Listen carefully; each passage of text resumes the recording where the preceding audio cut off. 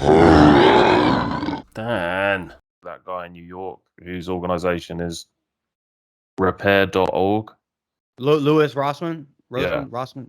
because I want to give him some help, man, because this is fucking disgusting. Anyway, Yeah, right. on you. Three, two. Hey guys, and welcome back to Generation Y. My name is Mark. I'm in the UK. This is my friend Dan. He is in Southeast United States, and we're here today to talk about anything and nothing, a little bit of rubbish here and there, and some more important stuff. Today's main topic is going to be right to repair, and we will get into that a little bit later. How you doing today, buddy? Dude, doing good, man. Feeling hopeful. Feeling spry, ready to go. Well, I I like that feel, word. yeah, spry, right? I think that's an Spry. English word. I Yeah, don't know. I think that feels like something in the English would say. it You is. know, It is. spry. I don't know, but I'm excited for today's conversation. I think we have in the United States, and in the retrospect of the United States, anyway. I mean, we've had a pretty. It seems like it's just been nothing but drama over and for years. And you have to ask yourself. I guess my main thing is like, well, where's the drama being derived from? Is it through the media overplaying stuff? Is it through government's actions? Like, who's actually the control? What's the control group in this hypothesis? And I guess it would be the American people. Like, we are the control group, and I think the biggest lesson we can take is when a company or a group of people like in the United States, there's a lot of people who just want to live their lives. And those Most people people. I feel like are waking up more and more. So the extreme, on the left or right, they're kind of being exposed more and more for being kind of charlatans. So that's Mm. what gives me hope. Yeah, that's fair enough. I feel similar. I think that at some point, like we have to try and look past people that are on the extremes on both sides and look at to find a way that we can just move forward because nobody wants to be stuck in this kind of political purgatory forever. Shit, So yeah. people need to either find a way, obviously some people are talking about splitting their country up. I'm personally not sure how that would turn out, but that's one idea. Um, or just trying to find because I feel like at the moment people are going so extreme on every topic, and I just think that makes it very difficult for people to get along. Yes. I think the United States in particular is a unique experiment. We have the federalized government, much like how you guys had the EU, which is like your federal government, a bunch of Hmm. states. And I think what we're seeing is like in the pandemic in particular, you could say, well, this state did this action, this state this did this action. Let's compare, right? Like let's actually like compare exactly what happened. And that's the cool thing about this experiment in the United States, which I may disagree with a lot of things, but I think what you're going to see, and you're seeing it already, where the state authority is going to ignore federal authority. And this has been happening for a long time. If you look at California, them becoming a sanctuary city or Mm, state, I believe, or at least some cities in California where we're not going to work with ICE, which is our immigration control. yeah. Uh, so like there's this stuff has been brewing for a while, or like California basically allowing medical marijuana or marijuana to be sold, even though it's I use illegal that at the moment. federally, right? Yeah, I mean and this is a really good, interesting thing. So the states have always had this adversarial relationship towards federal authority, um, but the problem is it's only in response, at least currently, to if your political party that's in office, like right now Biden is there, all the left wing states are going, we're with you, right? Mm, And then when Trump's in office or a Republican, all the red states, we're with you for the most mm, part. So it does create this ebb and flow system.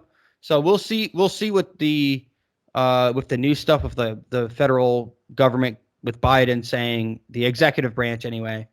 Yeah, we're gonna force companies to do things. Like, we're gonna get this mandate through by basically penalizing corporate entities and corporations, because these corporations already want it to happen. These vaccine mandates, but they didn't. Yeah, so they were waiting for the excuse from now the federal government says we have to. Okay, it's basically going like, it's not us. Don't be mad at us. Be mad at them type of deal. Yeah. And it skirts their responsibility. I believe we have 180 million people, or something like that in the United States at some level that could be provided some sort of protection through natural immunity or vaccination. So I don't know what we're really are. I don't even know why they're still pushing for this crap. It's like, it's done to me, but. Well, I mean, yeah, like the thing that I've seen, the biggest change over the last few weeks that I've seen firsthand is, sorry, I just get this hot water bottle out my back. I messed my back up. Sorry, everyone. But it's pulling on the front and strangling me. Yeah, the biggest change I've seen is just how many people that oh man, I hope we don't get banned for this. How many people that have already had the treatment, let's say, or the preventional treatment that was really designed for the first strain of the illness, how many of those people have now contracted the illness? I've seen a lot of people that's happened to now, and I think that's kind of making people go, oh, it's going to be like the flu.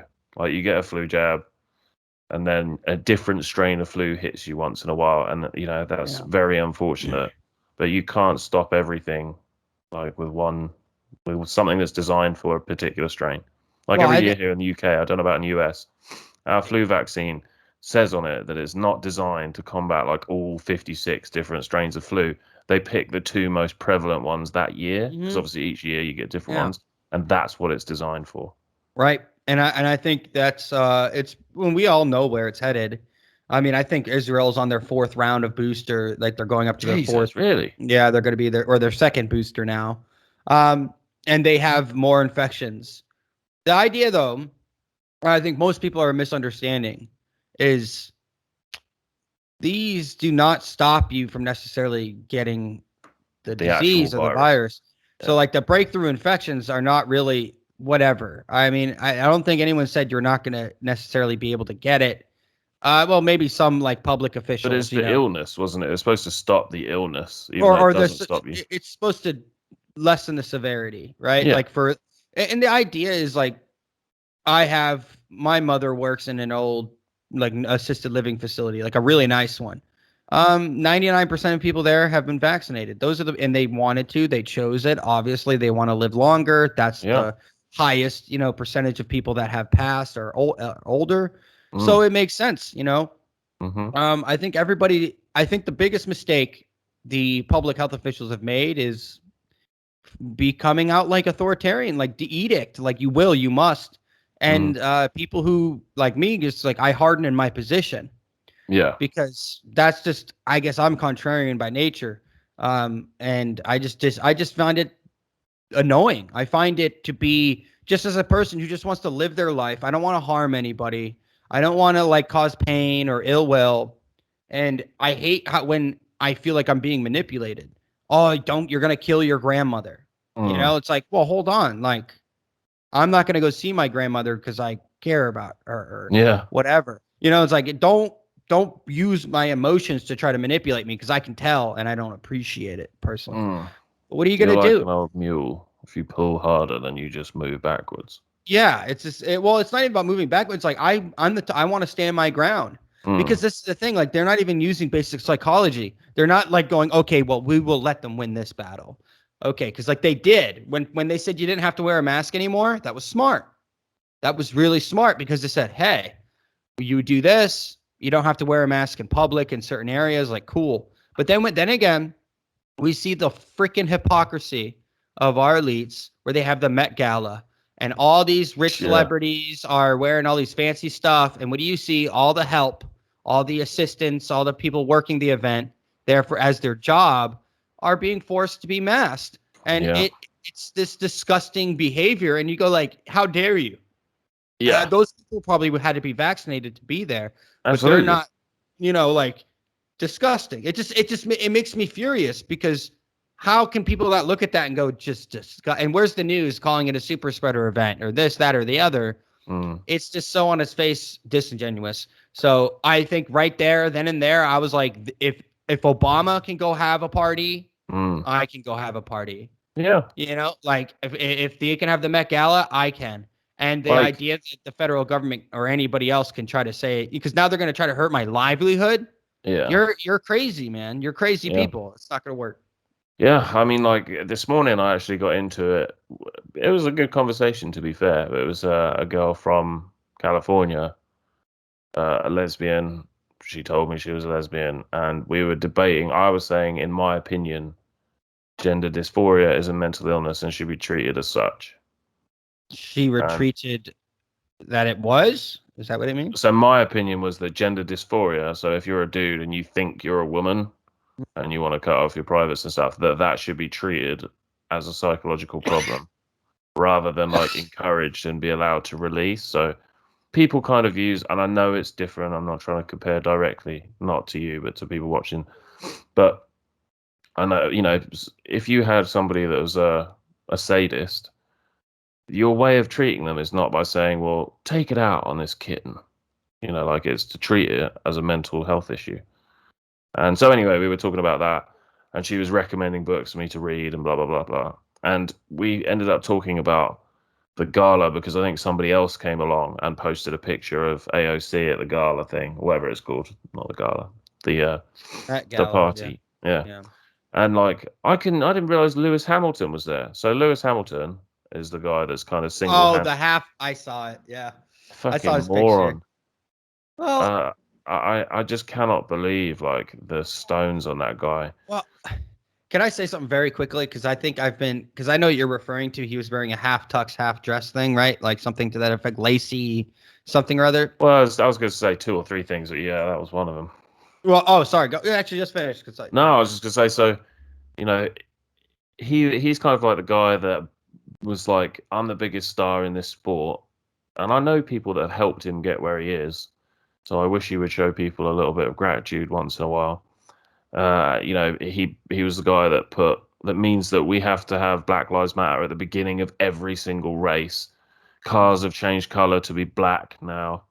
Every helmet says Black Lives Matter or we will not accept racism. And I feel like everybody knew that before he began to do that.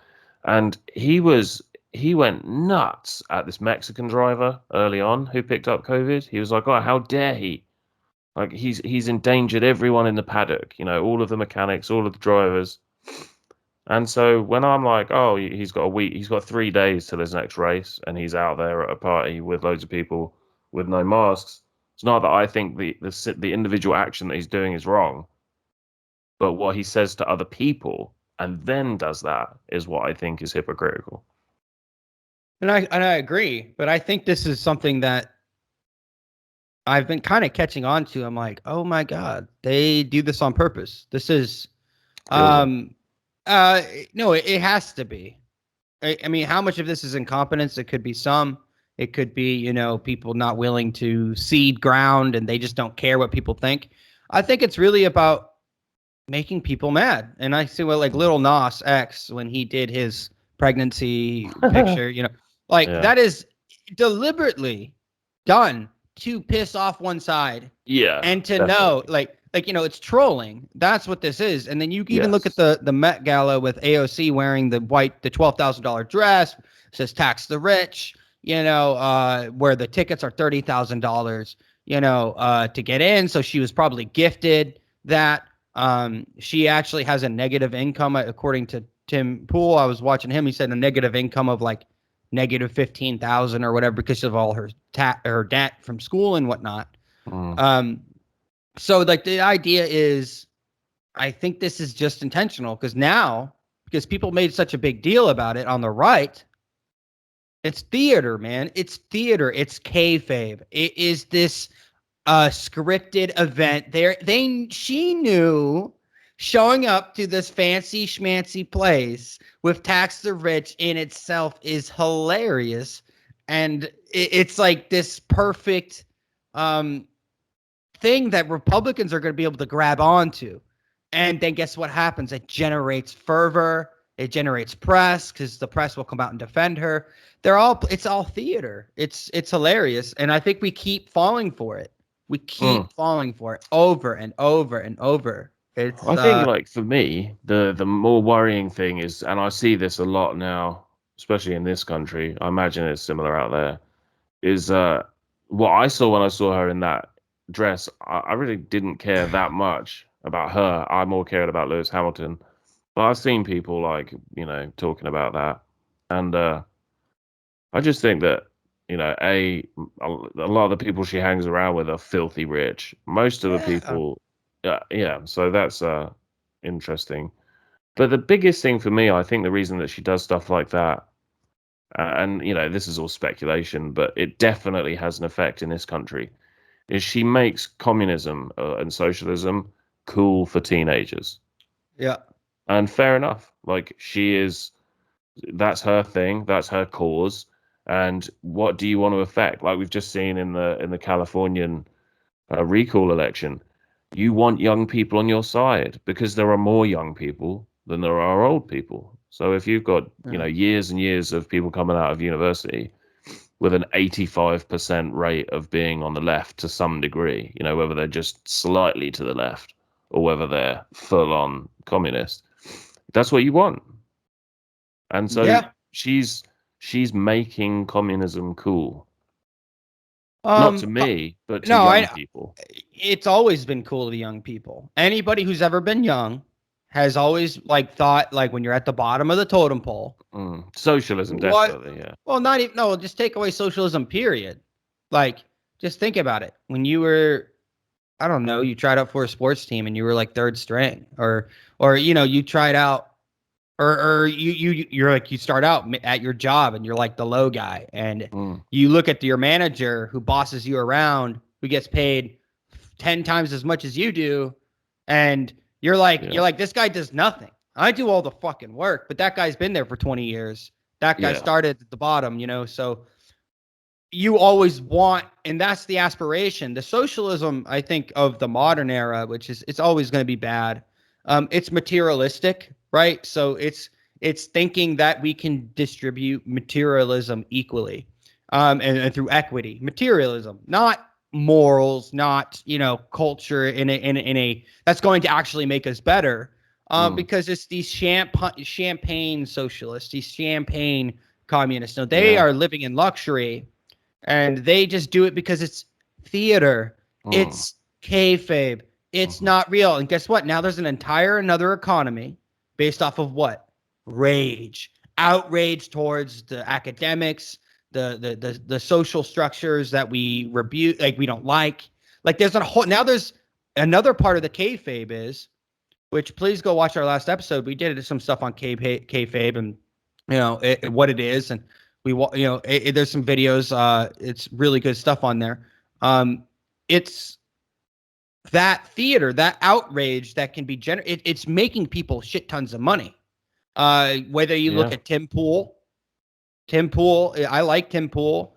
I think Tim Pool is losing a step. I do think he needs to take some time personally. He's definitely losing a step. He's losing a step, and it's because he's working a lot. But how long can you maintain your outrage and make it interesting?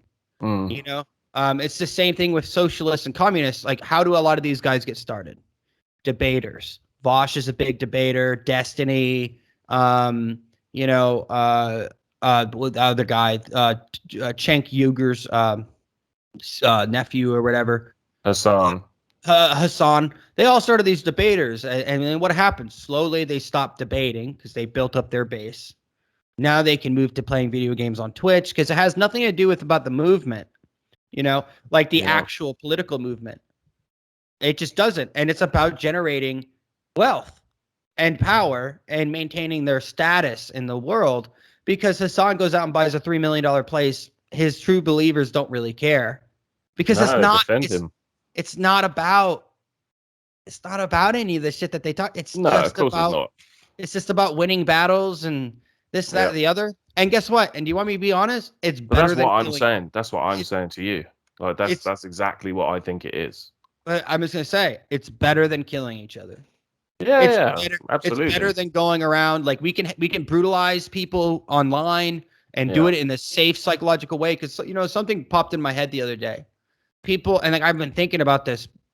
Tell me what you think before we get into. I know we're kind of rambling here in the beginning, but I did want to get your perspective. My father, when we were growing up, we were allowed to play video games. I don't know about you. Yeah. Like maybe it was a mistake on some eras, but like we are also pretty much outdoor kids. We Yeah. would go to Mike's house, which was like the it was like going camping basically. Like you don't really have technology in their house. We had DVDs, they had VHS. Yeah, I Like remember people like yeah, that. yeah, but like Mike was the place where we would go and you'd be forced to be outside all day, Yeah. and then Mike would come over to our place and it was the refuge. It was the sanctuary. It was Yeah, movies, popcorn, pornography, like the whole gamut. You want it, we got it here, dude. And obviously not for my parents, the pornography part. We, as kids, yeah. you know, you remember like, like you get the USB drive or the CD and you're all sharing, like the porn, like or like someone bought a dirty magazine and you rip it up and you Yeah. hand it out. Um, but I was thinking about this and my father was approached, in our local town of South Carolina by a newspaper. And they said, do you, let your children play violent video games? And he's like, yes. And they said, well, like, aren't you worried about them becoming violent, right? Remember, this is a common theme for every 5-10 years. It comes up again. Whether it's movies, artistic imitations of violence, whether Mm. it's games or movies, like Quentin Tarantino has been criticized heavily. And he goes, we basically asked him like, well, don't you think like that could cause violence? He goes, no. He's like, because I trust my children to know the difference between a video game and a movie and reality. 100%. And I'm sitting there going, okay, well, is that the same thing with social media? Is it the same thing? Like most people, Yes. there is that we know it's fake. We Yeah. know that it's not real life. We know that we can threaten people online and Yes. there won't really be a threat of violence. So I'm sitting there. I've never threatened anyone online. Just adding that. I have never threatened anybody No. online, besides But maybe if a you friend. were to, then Well, I no, I agree. mean I like agree. threatening I know what you mean. just Like yeah. insulting, Yeah, raging with yeah. someone, and yeah. Yeah, Oh like yeah, ganging up, exactly. like because in real life, you do that to somebody, you don't know what that person's gonna do. Just see all Yeah. the videos in California of homeless people attacking somebody. Like that's real life, dude. Like Yeah. that's coming for you. You walk into the hood and you start talking some shit, you're Yeah. gonna get fucking dropped. They're not gonna. Yeah. They're gonna fucking beat your ass. They're gonna do what they got to do. Yeah. So the question is like, we can all be online. I can pretend I'm an anarchist online. I can pretend I'm a socialist online. I can pretend whatever I want. Like Well, in, not in whatever you want, but point taken. but yeah, like so the idea is this kayfabe we also do in our lives. We Hmm. set up this like I am a Christian anarchist, maybe you could say, right? Like I'm a Christian. Can I just say, I can feel your theory washing over me, and it does make a lot of sense. I'm Yeah, very excited. Keep yeah, going. like it's this entire like the reason why I would say, anarchy for me functions well and it works, but like I'm not a moron. I can be in my head, I'm an anarchist, but in the real world, like I got to go interact. Like if a Mm. cop pulls me over, one was like, no, I'm an anarchist. I don't have to listen to you. No, that's how you get shot. Like Yeah. that's just what you have to do. Can I internally have much disdain and disgust, Yeah. for like maybe a certain group of people or whatever? Yes, like we can all have all these problems. Yeah. But like the idea is that I'm not going to go out and hurt somebody because I disagree. Mm. I just think it's hilarious that the online world is this spiraling, just tornado of filth, of Yeah. obscenity, of pornography, of just self-destruction, and it's fun. And people all go, this is real life. It's like Tim Pool. Yeah. Well, I think something that's been like breaking up, like sometimes like my pattern, like why is like I'm breaking the illusion of what Tim Pool is even presenting to me, Mm. like in certain ways. Like, because Tim Pool is setting up his own reality, his own views of the world, Yeah. And with Tim, it goes way further than that as well, because obviously he admits that like he basically locks himself away in his mansion with his group of friends and his girlfriend. And like he said last night, I don't know if you heard, he said, he said, I got too much money to even spend. He said, I don't even know what to spend my money on anymore. And there were people texting in going like, I've got cancer. Can I have 11 grand or something like that? So yeah, like he is as much of a victim, maybe not a victim, but he's as much of a, fuck it, I'll use the word. He's as much of a victim of this, what you're talking about, as what he makes other people into victims of this.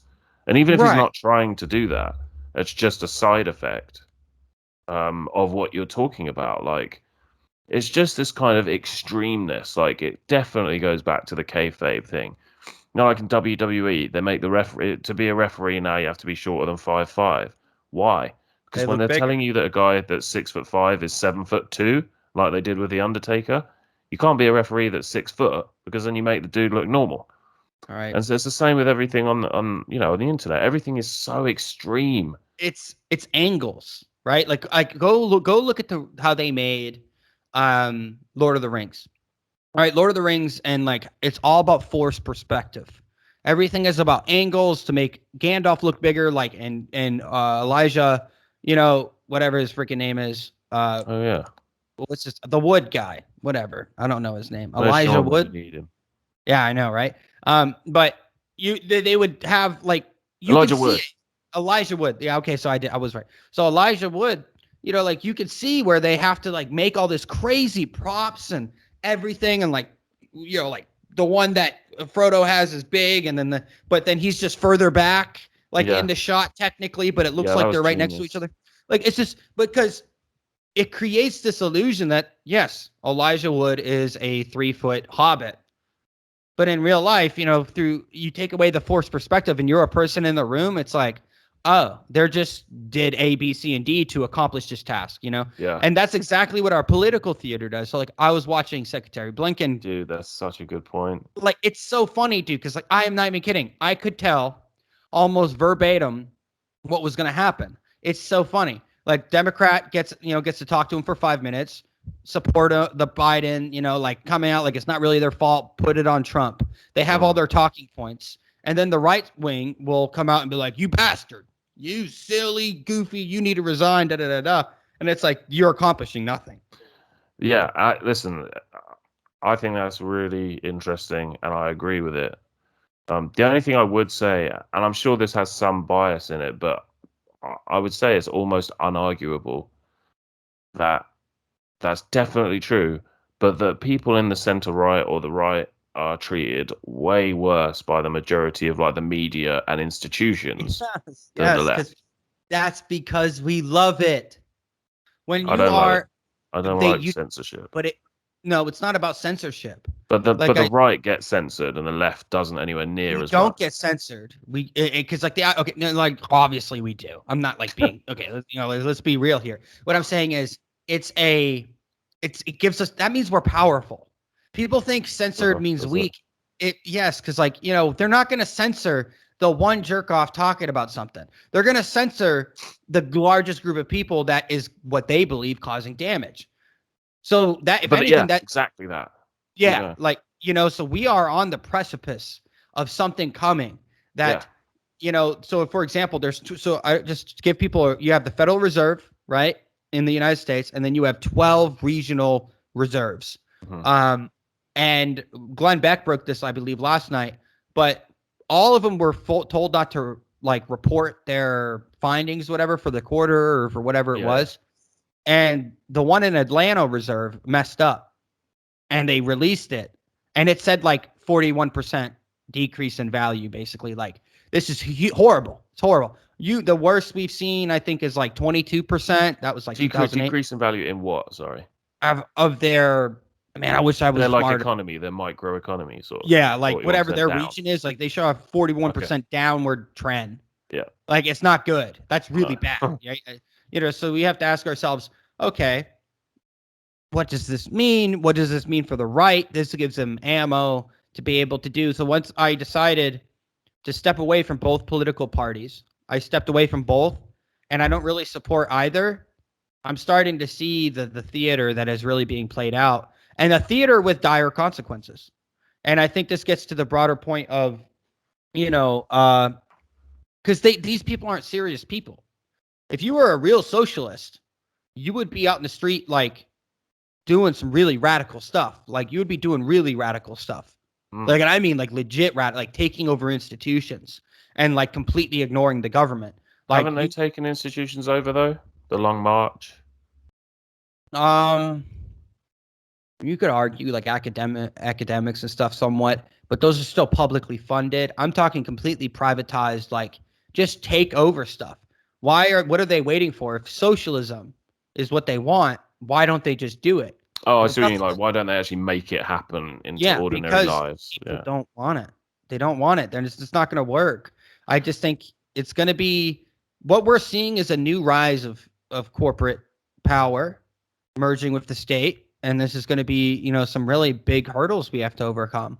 But until the common man, a common family member, realizes that you're in a situation where you could either give power to the left, to the right, or take power for yourself and your family. Those are the options I feel like we have left on the table. And that doesn't mean you have to be an anarchist. It doesn't mean you have to be a socialist, a communist, a Republican, or a Democrat. Just take your responsibility back, take your power back as an individual person. Yeah, and I think though the one thing that people often forget, particularly in the West, when they're talking about things like this, is that the West is not the world. Like there are people out there, there are big powerful countries out there that don't give a fuck what you think or what games you want to play. And I think that that's the one thing that people always forget when they're talking about stuff like this. So slightly changing subject. The other day I got stuck on one of those fucking YouTube short rabbit holes where you just keep flicking next, next, next. Yeah. And it was like machining. And I noticed something crazy, and you won't probably see this in America because America is not as much of a what do they call it, like depleted power as the UK is. Obviously, like 100 years ago, UK was number one. Yeah. Now we're number five. Um, I noticed that like all of their machining tools were brand new. Like all of these $20,000, $30,000 machining tools, like lathes and all that sort of stuff, they were all brand new, and all of the instructions were in Mandarin. And it made me think, like, people don't understand that, like, away from this kayfabe, like, away from all this theater and this petulance and this childishness, is a country that is exploding with power. And another thing, we're going to talk about right to repair, I promise. People often say, "Oh, I don't want to buy a cheap Chinese spare for my Audi. I'm going to get a genuine Audi part." Where the fuck do you think the Audi part's made? It's just made to a better quality. And that leads us on to right to repair. Yeah. So, right to repair is something that, and feel free to correct me, Dan, or add anything on. I will just do a basic what it is. So, it's pretty much as it sounds. In the 50s, we've all heard our grandparents and parents, they don't make things like they used to. You find clocks and stuff like that, and they last forever. You get a clock. I've got a clock downstairs that's like from 1880, and it's about half the size of a shoebox, and it weighs like, I don't know what that would be in pounds, like 30 pounds. It's ridiculous. Like you could use it anyway. To threaten somebody online. Yes, yeah, Don't make exactly. me get my clock, bro. I will get my and it still works. It's crazy. It's crazy. And when did Look all at this your like so, house. Your house too. Your house yeah, is dude, hundreds of years old. 100% houses. Like in the UK at least, I don't know about America. Houses from the 30s, 40s, 50s are bulletproof. They're just bulletproof. Um, And you so guys don't have to worry about like too many big storms, right? Like you no, guys that's the good thing about the Yeah, like UK. you Like don't we're have not. like hurricanes and nonsense coming through all the time, right? Yeah, Like we don't get any of that. what is your national disaster, if I may ask? Like what's your just rain? Is it like a lot of Flooding. Being an island in the middle of the Atlantic, flooding is a problem, Yeah. but it's only certain areas. Like about a quarter of the UK, East Anglia, which is the bit that like bulges out towards Holland on the right hand side on the east coast, which is where I am, used to be mostly underwater. And then in like the 1600s, we paid Holland to come along and drain all the water out. So there are a lot of parts in England and well, all over the UK that do flood. So we definitely get flooding every year.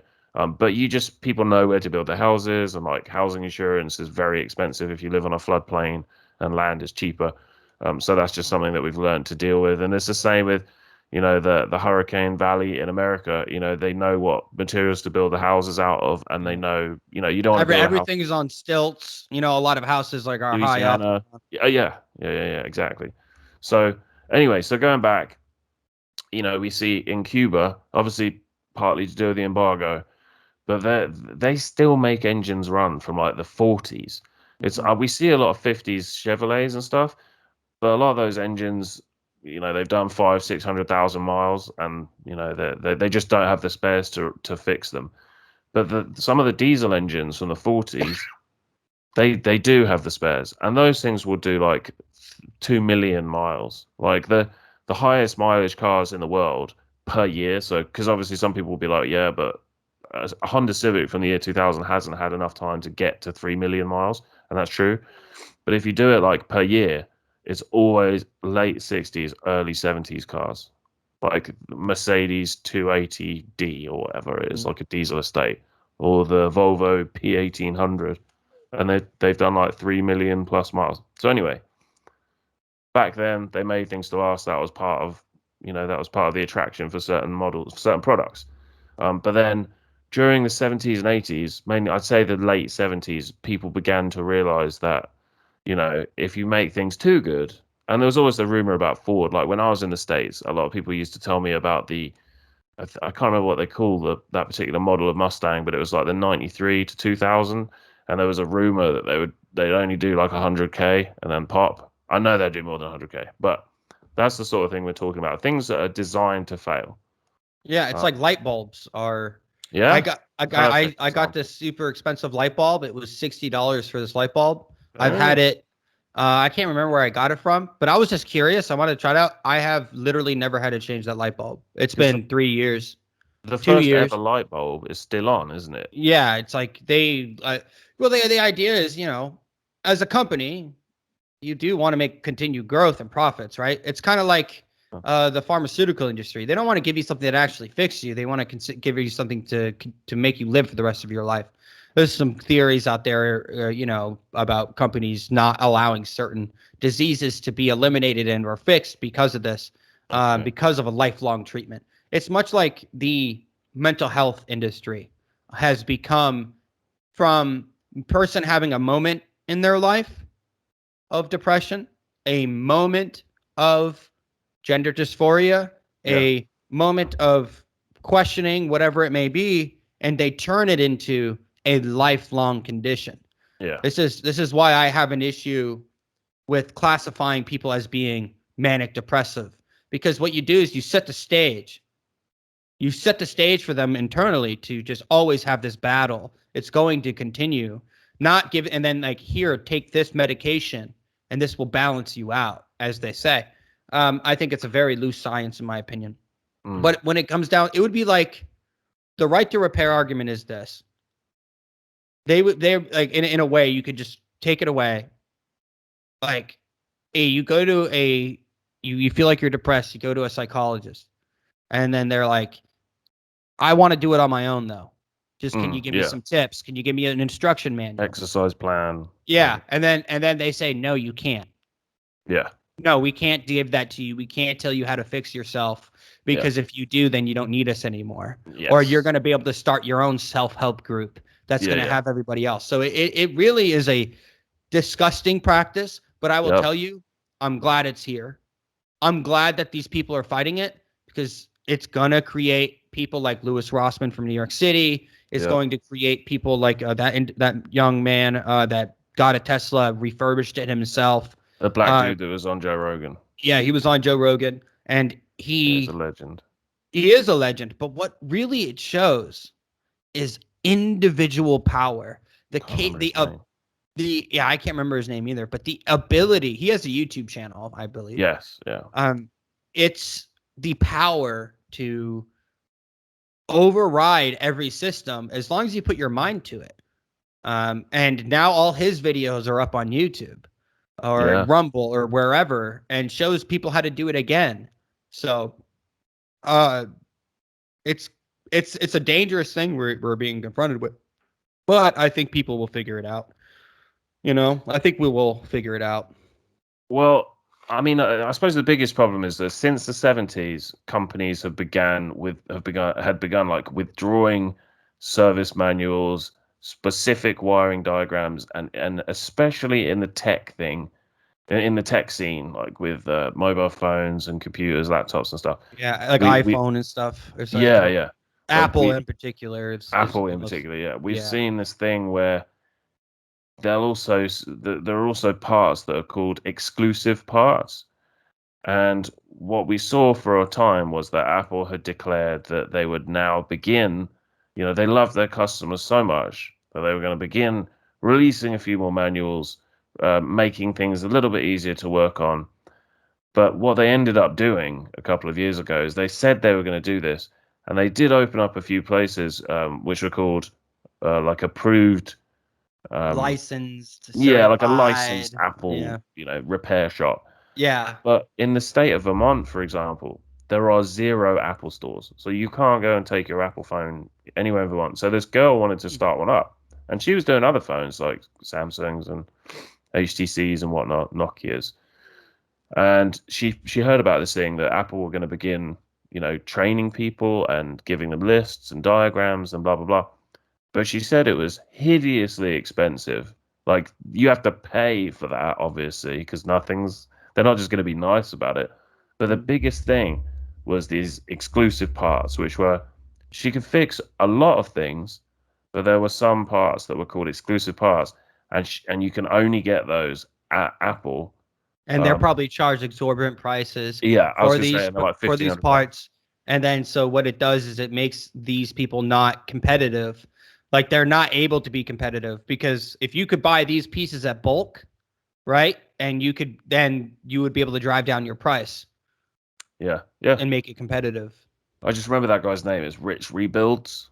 Rich rebuilds, yeah. Yeah, Really cool so guy. what a Very, very legend. interesting. Yeah. Because Tesla is another one. Like Tesla, very secretive, and you can understand to a point because they were the cutting edge of like half decently performing electric cars. Um, but I remember when Rich wanted this. Well, sorry, I'll just finish that point. And Teslas can shut Teslas down. Tesla can shut Teslas down. So they've had people where somebody sold a car without informing Tesla, and they've just shut that VIN number down, Mhm. which is frightening. Like, you imagine you go out to start your car and it's like, sorry, we didn't know that you're the new No, owner of the we've car. got a warrant out for your arrest from the police. Yeah, So we're this gonna car's shut going to it. drive you to the nearest station. I mean, no, but that's actually I don't know if you've ever seen The Sixth Day. Or something like that. It's an Arnold Schwarzenegger movie. It's not very good. It's one of these, but there is a scene in the movie where it's a self-driving car, and like it's like, oh, you having a warrant out for your arrest. We're gonna take you to the nearest, or they're gonna stop it, and police are gonna come pick I him can up. believe it. Yeah, and he's like, fuck, oh no, like, Yeah, trying to get out. ah, ah, Yeah, get out of the car. get out of the car, get to the chopper. Get to the chopper in the jacuzzi.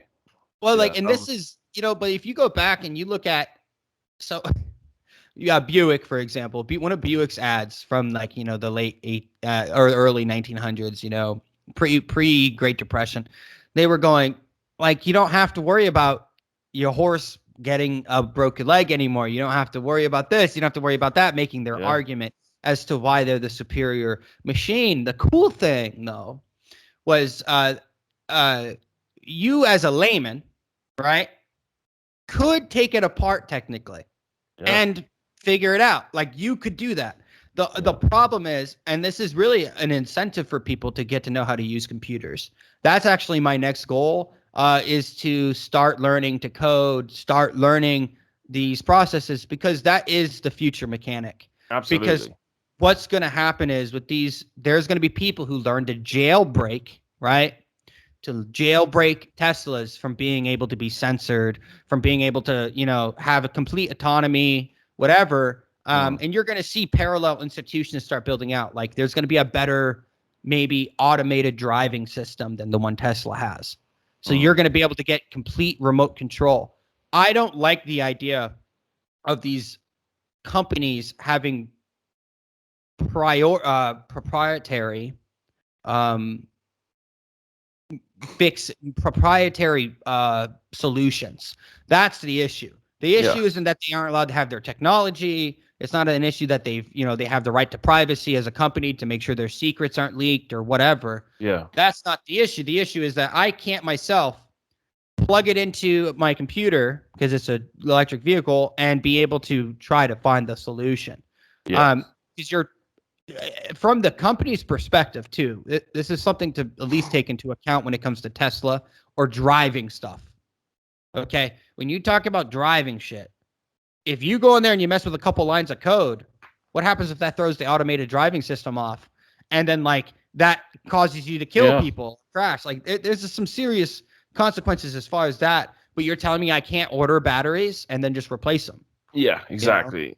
That's the thing, and it's interesting that you bring up coding and computing as being the sort of modern mechanics weapon of choice, because obviously back in the let's talk about the early Buick days all the way through until right now, like one of the main things on cars that was stopping your average layman working on a car was machining.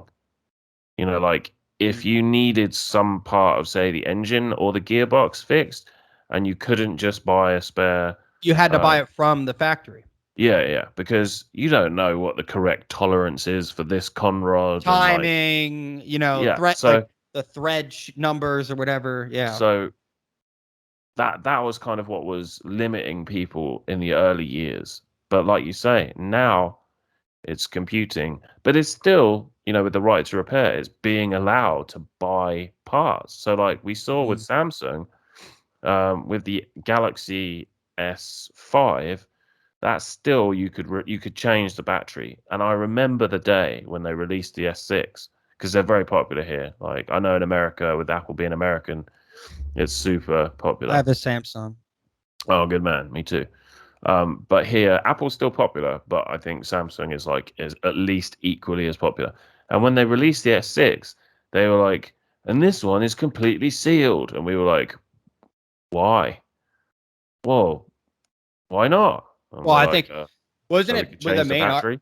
wasn't the main argument though is because of waterproofing? That's what That I remember was Well, their that was main actually what I argument. was going to bring up. So it says online that lobbyists were using the argument in front of judges that it was to make it more waterproof, and there is definitely an argument for that. But when you compare the amount of people that had a phone damaged due to like dropping it in water or whatever, compared to the amount of people that wanted to fix their phone by installing a new battery, it was night and day. Like, a way more people that wanted to fix their phone and have it for another year, or because 2 years, most in this country at least, most contracts are about 2 years. A lot of people kill their phones after about 18 months. It's not a long time. Like, people want to be able to fix their And stuff. then you had Apple slowing down people's phones with updates on purpose. Exactly. Yeah. Mm. Yeah. And I actually, with my computer, my mum would laugh at this because she always used to think I fried computers within a few months, and that's complete bullshit if you're watching this, mum. Um, yeah, like I had a computer that I bought in 2006, and I had it right up until about 2016, and all I would do was add a little bit here, like keep it cleaned out, keep it hoovered out, get all the dust out of it and stuff, and just be careful like what I installed on there, what I watched on there, and stuff like that. And yeah, like it got to the point where it was telling me that it couldn't run updates on Windows 7, Windows Vista, maybe it was Vista at the time, and it was like, sorry, we cannot run this update because you're on Vista. You need to be on Windows 7. And then in about 2016, 17, it would just stop me doing anything. So I physically had to throw away this computer and buy another one because it just wouldn't let me do anything anymore. It was just less and less every month that went by until I just couldn't do anything with it anymore. I've had the same computer for a while. I got it on Black Friday off of Amazon, like in 2017, end of 2017. So it's still running strong, thank God. I don't do crazy shit on it. I don't game on it very often. Maybe once in a while with my brother. Not even demanding games. But the idea is this: to win, like these corporations, they really do think they control shit. I've been reading a lot about history, and I've been reading a lot about and you know, kind of being reintroduced to religion recently, and from an outside perspective, trying to navigate my mind and religion, and like how I have this extreme distrust for authority with when it comes to especially man and da da da. And I started reading about like the Amish people, like Amish. Yeah. This guy, I think his name is Santinella. He's on YouTube, but he went around and like these Amish people. There's Mennonites. There's like literally like a million different versions of them. There's some that don't use any electricity. There's some that live in pretty modernized homes with like they drive cars. They have technology, but they just do not interact in the world the same way that we do as like normal. They call you guys the It, English. yeah, everybody's English. So in the whole world. So if you're from Afghanistan, they call you English. Like it doesn't matter. It's not a racial or it's just English. That's just what they call outsider, basically. But really cool because like with these people, like with COVID, barely knew what was going on. They didn't care. And they're like, as long as the government leaves us alone, they don't even really care about the government. You know, like they don't vote really. They kind of just stick to themselves, which is this would be like anarchy example. Like they don't have police in their areas. They don't do anything. They just have a very strict regimented culture. It's very interesting to see. Then you see like the Hasidic Jews. They don't really care what the outside world thinks of them. They take every Saturday's Sabbath or whatever and Shamas or whatever it is, and they just unplug from the world. And you start realizing something. If you just live your life and you just ignore these morons who think they run your life, like Google, corporations, and I don't mean like not recognize what they're doing, not seeing, you know, not paying attention to, but how much influence are we going to let these people have over our lives? And it's simple. Like until people start going, okay, well, I'm not buying Teslas until they release their code, or really they allow us to fix our stuff. Like we're just not going to do it anymore. Free the code. Right. But the idea is this. I think moving to electronic vehicles is abhorrently stupid. I do as well. I think it's not a good move for climate reasons. I don't think it's going to fix the problems that we have, because what we're going to have now is a big buildup of batteries. These like massive batteries are going to be all filling up in our land piles. Listen, nuclear energy to me is the real plunge into the heart of the fossil fuel industry. And they don't want to lose out on profits. So like, I just think why don't we just all invest in nuclear, and we could probably solve a lot of these issues. But I'm not afraid of these people, man, anymore. And so like the right to repair guys, they're going to win. It's going to happen. Well, they just won here. So this episode is kind of redundant for me now. Wait. Really? They won? Yeah. So tell us the story. Like what happened? Well, there isn't a whole lot to tell other than for the last 10 years, obviously, we've had the same thing that you've had in the States, where we've all been kicking up a fuss about the fact that these big tech companies, a lot of which are now no longer British, which they, you know, back in the day, obviously they would have been. So it's a bit different nowadays, because obviously in America, a lot of these companies are American. So, you know, they're kind of, you guys are kind of arguing amongst yourselves. Whereas in the UK, we're like, hold on, I'm buying this phone from Korea, or I'm buying this phone from America, and I have to buy another one after 2 years because, you know, they won't let me fix it. And yeah, basically we just battled in the courts. And then July was when it looked like they were going to win. And then about a month ago they won. And now there's kind of a mandate out. There's a change in the law that they have to be able, they have to supply you with like anything that isn't a trade secret. Now, we will see if certain screw sizes become a trade secret all of a sudden. Right. Like, what are they going to change to say this is a secret? Exactly. And there's going to be plenty of legal battles probably going forward. What is a secret? Exactly. It's such trash, dude. It's never ending. And who always makes the money? The lawyers. Oh man, God bless them, right? You know, like Yeah. I mean, everyone needs to do it. It's this idea that like, hey, can you use these institutions for your favor? My main problem with a lot of these institutions is it's not really full measured. Usually get a quarter here, a little bit there, a little bit here, and it's this is grindy battle. Maybe it's supposed to be that way, because the action of, we want change today. And I think when you look at the founding fathers of America, or you look at any formation of a country, in the beginning, it's the idea of creating a world for their people. Let's just say, whether you're a communist, socialist, whatever, that's the idea. Yeah. That they want to create a world for their people, for their culture, for whatever they believe. And I've been having battles with my friend. He's in seminary, and about theocracy. Seminary, is that Catholic preschool? Well, he's not going for Catholicism. He's no, but going. Is that what I don't know what seminary means. Seminary, it generally, you could argue, is it's school for like everybody. I mean, really. I mean, it's supposed to be for religious leaders generally. Like seminaries, like you're taking an oath to God. Like you could be a bishop, a reverend. You don't have to go to seminary to become a preacher, technically. Maybe to be recognized by some larger entity, you have to. But yes, priests do go to seminary. They do go. They might have their own seminaries. There's no one in particular. He is not. He's married. He has a wife, and a kid, and a life, outside of this. So he likes Catholicism and some of his ideas.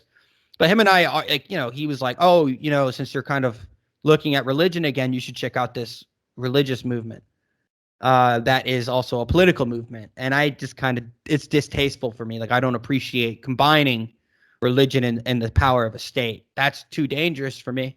But it gets to the broader issues like Google or, these other institutions, which are very much like religions. They have their own ethos, their own codes, their own secrets that they need to keep maintained to keep their power.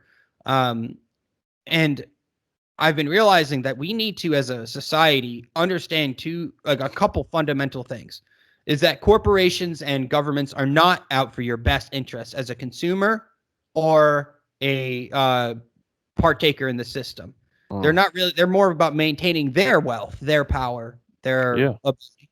So the idea is, how do we win? How do we, how do we defeat these ideologues? And I think it's very simple. You can use the system. That's great. Like what you guys did in England is great. Because if there was a religious group over there that was like beheading people, not going to name any particular, but you would think that would be bad, right? That would be something that needs to be cracked down upon. But they don't, because of politics. Then the kayfabe comes in. The other people are like, oh, this is bad, right? Yeah. So the way you do is you just stop engaging with certain aspects of the system. So like, if you don't like Google, use DuckDuckGo. You don't like Apple, you don't use it. If you don't feel like they're being fair, you just have to stop engaging. And I think stop buying their products. If you disagree with how Nike is using slave labor in China, well, stop buying their products and let them know why you're stop buying their products. Yeah. Make it a public statement, send a letter. I think that's something that's how you win. I mean, that's the only way to win. The reason the Soviet Union, one of the big reasons why it fell, is because people from the inside would go from, and go travel to America for, the START Treaty, and they would see what a lie they've been told or what a lie they've been sold about the greatness of the Soviet Empire. And then they slowly start turning, because you let somebody else see what they could be. Like England now could be a light forward, could be a path forward for an America for us to take more aggressive approach. But Louis Rossmann, I think, does a great breakdowns of a lot of these right to repair stuff. He's been fighting it for years. Yeah. I just don't, does he it's not illegal what he's doing, but it breaks the warranty, right? Like that's been the big issue for a lot of these people. Like, doesn't it break warranty when you let a uncertified person, that means your Apple warranty that you got that was $300 is basically useless. Yeah, and also like everything else linked to it. So like software, anything that you download, anything that you then add, like you link your watch to the phone, but the phone has been repaired by somebody, and then they can blame the watch on the phone being repaired by. So it's just kind of a constant stepping stone of things that they can just wash their hands of just because you Yeah. chose to get something repaired instead of replaced. So was this fought in like the parliament? Was this fought in like where did this like? So is this like now a legitimate? This Yeah, is so it's done for all the whole legit. country. Yep, it's all legit now. But it started just amongst the common people, just the normal people, um, taking things to court, but mostly raising awareness like they are on repair.org. And then just constantly like, lobbying um various ministers to get it pushed through. So yeah, I guess it's just a rare case of government actually working. Well, like the idea is like, okay, the corporate entities can have lobbies, right? They can have lobbyists. Yeah, They can they had hearings. like. I guess I disagree with that. I don't know. I don't know. I mean, I kind of disagree with it personally, but then again, I'm going, okay, I'm a corporation. I want to try to lobby government. It's no different than a private entity, like me, let's say running a nonprofit, like advocating for this said thing. Um, you got to ask yourself, because if the people want it, it will happen. And I think the idea is, did did Soviet Russia become Soviet Russia because the people didn't want it? No, they wanted it. They wanted that. They wanted their country in this formation, this idea. I don't think they wanted the things that came after. Okay. I don't think they wanted to be persecuted. But it's much like what we're doing here with the corporations, at least in America. This is why I'm saying it's an ideology. It's more of like a religious thing. It's a choice. It's a belief. It's a way of existence. So these companies believe that they have autonomy over their product, that they have complete control. And I guess at the end of the day, should they have that? That's the question, right? Should they have the complete ability to have the proprietary knowledge to only fix this stuff? No, And absolutely not. I think a lot of people would say no, and I kind of agree. And I Because do agree. once I bought it, like it's mine. So so whoever's designed it and built it, they can say, "Well, I'm not giving you the manual on how to repair it or the specs to the screws that you need to take out or whatever. I'm not giving you that because somebody could steal my idea, blah blah blah blah blah. I don't give a shit. If you put it up for sale and I buy it, I want I want the ability to be able to fix it. And so it goes both ways. Like if you're willing to buy something without the ability to fix it, you also know that and are willing to buy it that way.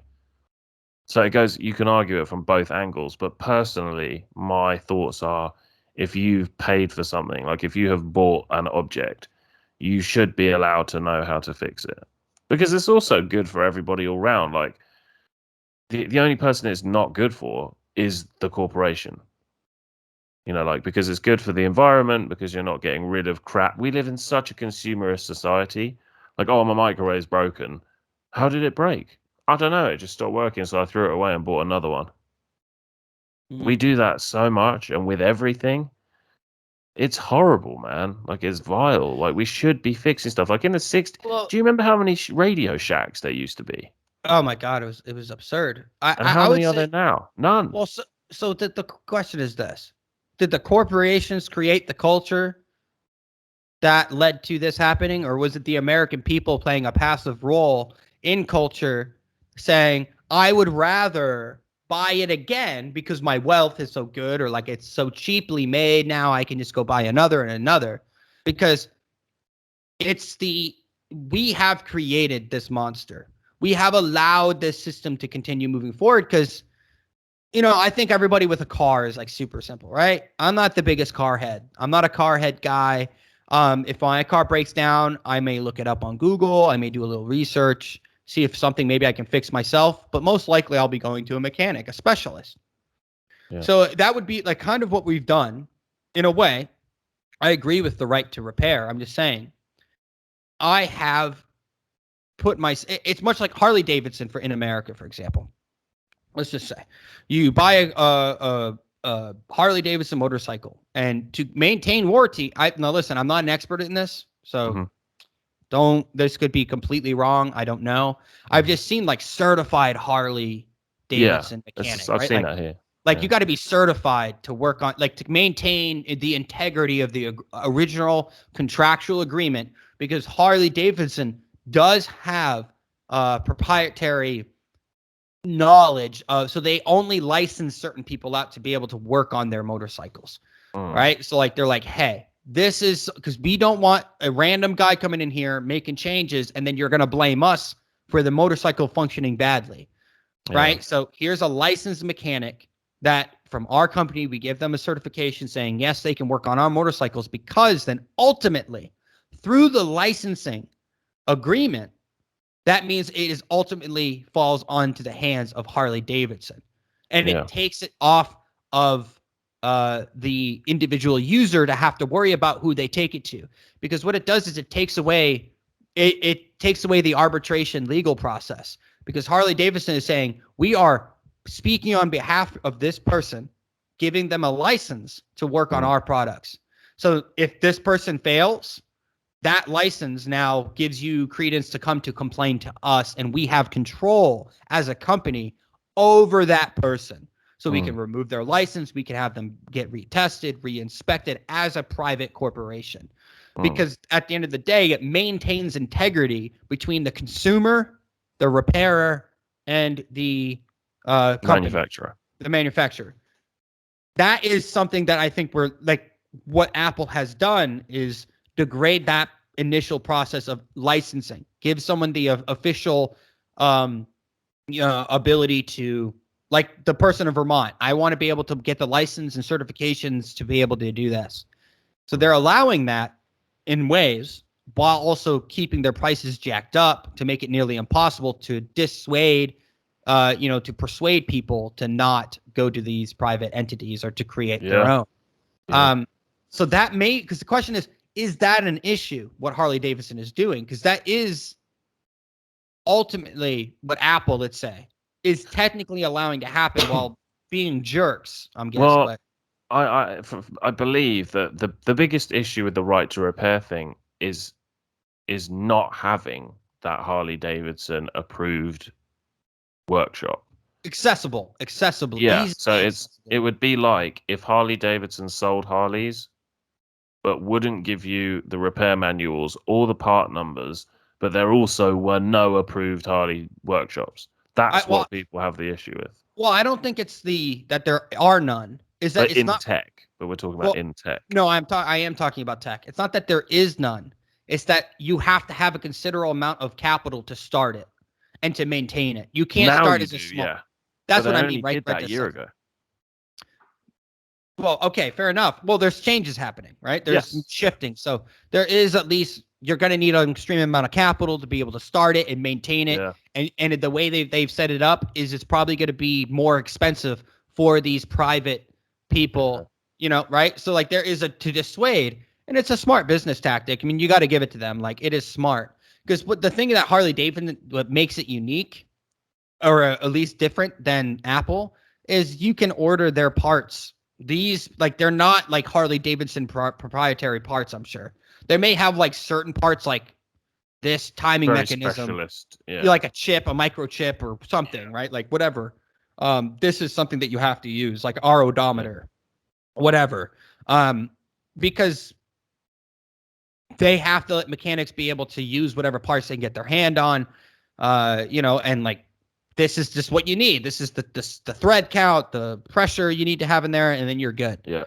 So like maybe their information is proprietary, and you have to be licensed to use it. You have to pass certain standardized tests or whatever to be able to say yes. Like, you have to come to this workshop to get certified. This is what makes our machines unique. It just doesn't seem with Tesla, in such a new technology, or even because you got to remember, smartphones are still really new. These are really new things in the scheme of things. I mean, cars have been around for 100+ years or whatever. So there is going to be battles. We just have to ask ourselves, like, what is Apple doing that would say is unfair? What is Tesla doing that's unfair to the consumer? Because in the UK, they decided what exactly was unfair. So they decided that not giving people access to parts. So not giving people access to parts, and also, like, for example, if you email someone, like 2 years ago, if you emailed somebody at Apple, or I don't know, name a big laptop manufacturer. I don't know who made my laptop. HP, right? So you email HP and you go, I've had a problem with my hard drive. What type of cooling gel should I glue it back in with? Like, what spec of, because I know they have all those things. I don't know much about it, but. And Hewlett Packard would be like, I'm sorry, we can't give you that information. Oh, okay. And so, yeah, so now they have to give them these things. And it's interesting because obviously we're right at the start. We have no idea what's going to happen. But, like, we all know nerds stick together, as we should. And I just think that English people, British people, I should say, because it's not just England, it's everywhere but Scotland has got this in the UK. They're obviously going to give it all to their friends in America, Australia, Canada, France, Germany, wherever. Yeah, you got internet. It's going to go. It's going to disseminate. So, so I assume that will happen. Well, like, there's this. But just real quick, let me say before, because I keep meaning to say this, I don't want to forget. I think one of the biggest things about the right to repair, obviously the biggest is I should be allowed to fix my own possession. Now, I know you can argue that, but I think that's the number one thing. But the number two thing is all of these companies, and I know that somebody like you would immediately recognize the hypocrisy, but not many people do, that these companies are constantly talking about green this and trans that and this. Kayfabe. There is exactly. There is nothing more green than not having to buy a whole nother car when my car goes bang, or a whole nother laptop when my laptop goes bang. There is nothing greener than just fixing the laptop. Yep. But they don't want that because of kayfabe. Well, listen. All I can say is, like, in the West, get ready for the climate arguments about to come. Stand strong. Listen. Well, it is here. They're blocking our roads every freaking other day. They blocked the M25. That's the main road out of London. They called it Insulate Britain. And 2 out of the last 3 days, they wouldn't let people out of London. It's insane. It's a climate lockdown, right? Basically, and the thing is, by extremists. Yeah. Well, like, listen, I will tell you this: like, until, it's just the climate argument is, I think, in the ever expanding world. I think people, if we really want to make a change to the climate, like, whatever, like, people say the ozone's fading, and before that it was like we're having a freeze. Before that it was going to be the New York was going to be so covered in horse shit that it would be like you couldn't even walk down the street. There was articles in the New York Times about like because they were trying to push people to drive cars for expansion, for industrialization, and there is always a crisis on the horizon when you deal with these institutions. There's always a threat because the people have to maintain. It's the same argument for the right to repair people. It's always a threat. There's always a threat. There's always a company trying to screw people over. And maybe there is. Maintain your strength. Just, I think it's very, voting with your dollar, voting with your feet. That's how things like online, like, those are digital feet. Those are digital footprints. Those are going to be great. But until you stop engaging with these, it's just not going to do anything. So I would be very wary of the corporate press and the cathedral of government and corporate press working in conjunction with the intelligence communities, the bureaucracy. They're going to be pulling some shady stuff. I think they've already begun. But the right to repair argument is such a poignant argument. And I think the main argument is this: I should have the individual sovereignty and individual responsibility to take care of my own purchased product. It's very simple, but what's going to come from this is experts, people who are specialized in this field of doing the workarounds. These are the black market guys, like the pirate radio guys. There's going to be a massive black market popping up in the next, because the more censorship, the more people are going to, the only people who will survive the next 50 years, both morally, spiritually, ethically, naturally, the integrated man. The integrated man is the one who will survive. The thief, the one who's willing to steal the bread, the one who is willing to go around the rules are the ones who are going to survive. You have to start breaking the pattern that they're expecting you to do, because they keep expecting us to partake in a system that is ultimately trying to eliminate us as individuals. And until they will recognize us as individuals, corporations, for example, they don't recognize you as a person. They see you as a community of consumers. Yeah. So when the majority of their consumers don't bitch, don't complain, they won't change course. It's just a fact. Until they start seeing things going in the red, they just won't change course. Yeah. It's the same thing with, polling numbers.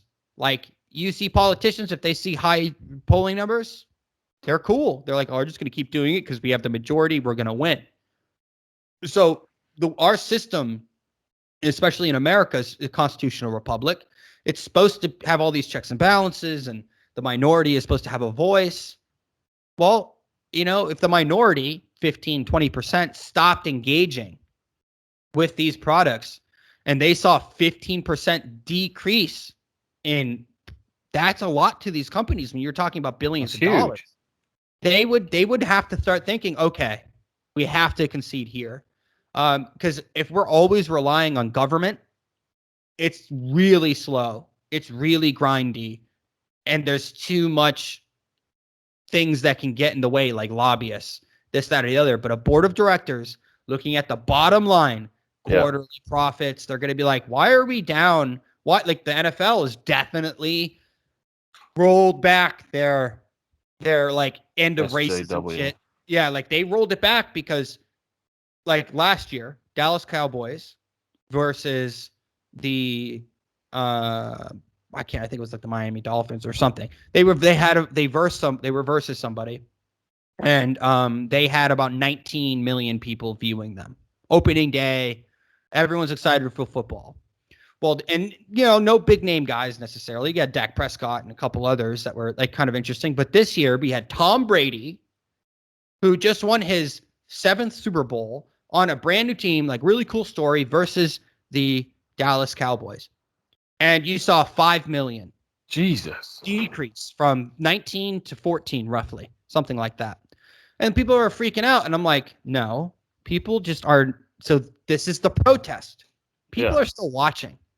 They're just not paying anymore. Exactly. They are going online and they're going, and I'm not saying I do this because I completely pay up on all my tithings to the cathedral of the state and the NFL and the corporate. I'm always bending the knee. I'm like, yes. I will pay you, master. Thank you, master. Yeah. I will continue to pay you for a product that I think has been degrading in quality. Yes, that's me. Insulting my intelligence. I'm a Democrat. Don't come to my house. So, like people are realizing that, like, hey, I can still get enjoyment out of this. They're not going to ruin it for me. But how I get back at you is by finding workarounds. Now, a company that I always give money to, the UFC. I think the UFC is a sport that allows both sides to speak. Everybody can say their mind. There's really no censorship. Rose Namajunas, when she fought Zhang Weili, said, communists are bastards. They're evil people. And she's from China. I'm glad you brought that up because I just did a video yesterday on Off the Cuff about an MMA match. Oh, yes. I know exactly. Yes, I saw. Yeah. So, but I actually didn't go at it from like the normal angle that everybody else was. I kind of went at it from the angle of how I feel, which is I'm vexed because like that girl agreed. So with Fallon Fox, so sorry for everyone. There was a fight between Celine Provost and Alana McLaughlin. Alana McLaughlin used to be a Green Beret. which is man, a and Army then Special Forces. Army Special Operator. Well, yeah, no, just I guess people might not know what a Green Beret is, right? Like Army Oh, I'm Special. sorry. Okay, yeah, Like this guy looked like a brick shit house, dude. He was built like I mean the guy was shredded and he was big and he was muscular.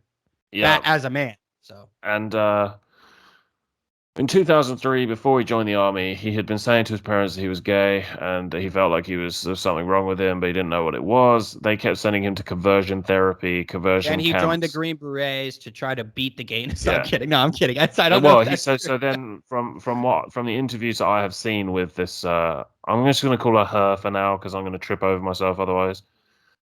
From the interviews that I have seen with her, she says that she kept going to her parents. They were sending her to conversion camps and stuff from South Carolina, and then uh, Afghanistan obviously came along and Iraq and stuff.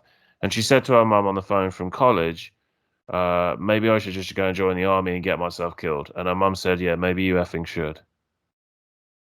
And so she did, as a he, obviously, because it was a dude. Went, joined the special forces, served, I think, one tour as a medic. Came back in about 2007 or nine, and then in 2010 began to go through the transition in terms of the actual medications, and then I think a year or two later began some of the surgeries and has now had, I believe, all of the surgeries.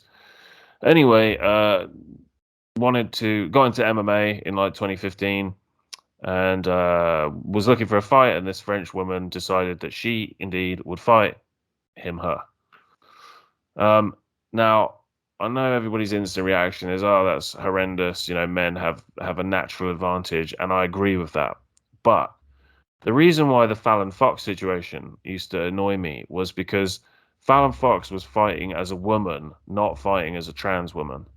not So not like being very clear about the origins exactly, nobody of knew her she was trans until her right. second to last fight, and she was Right. knocking the shit. People were like, "Jesus, she hits hard." And it's the same in this Alana fight. Like, yes, I know that Alana McLaughlin showed pictures of them with damage to their face, saying, "Look, I didn't get out of this scot-free."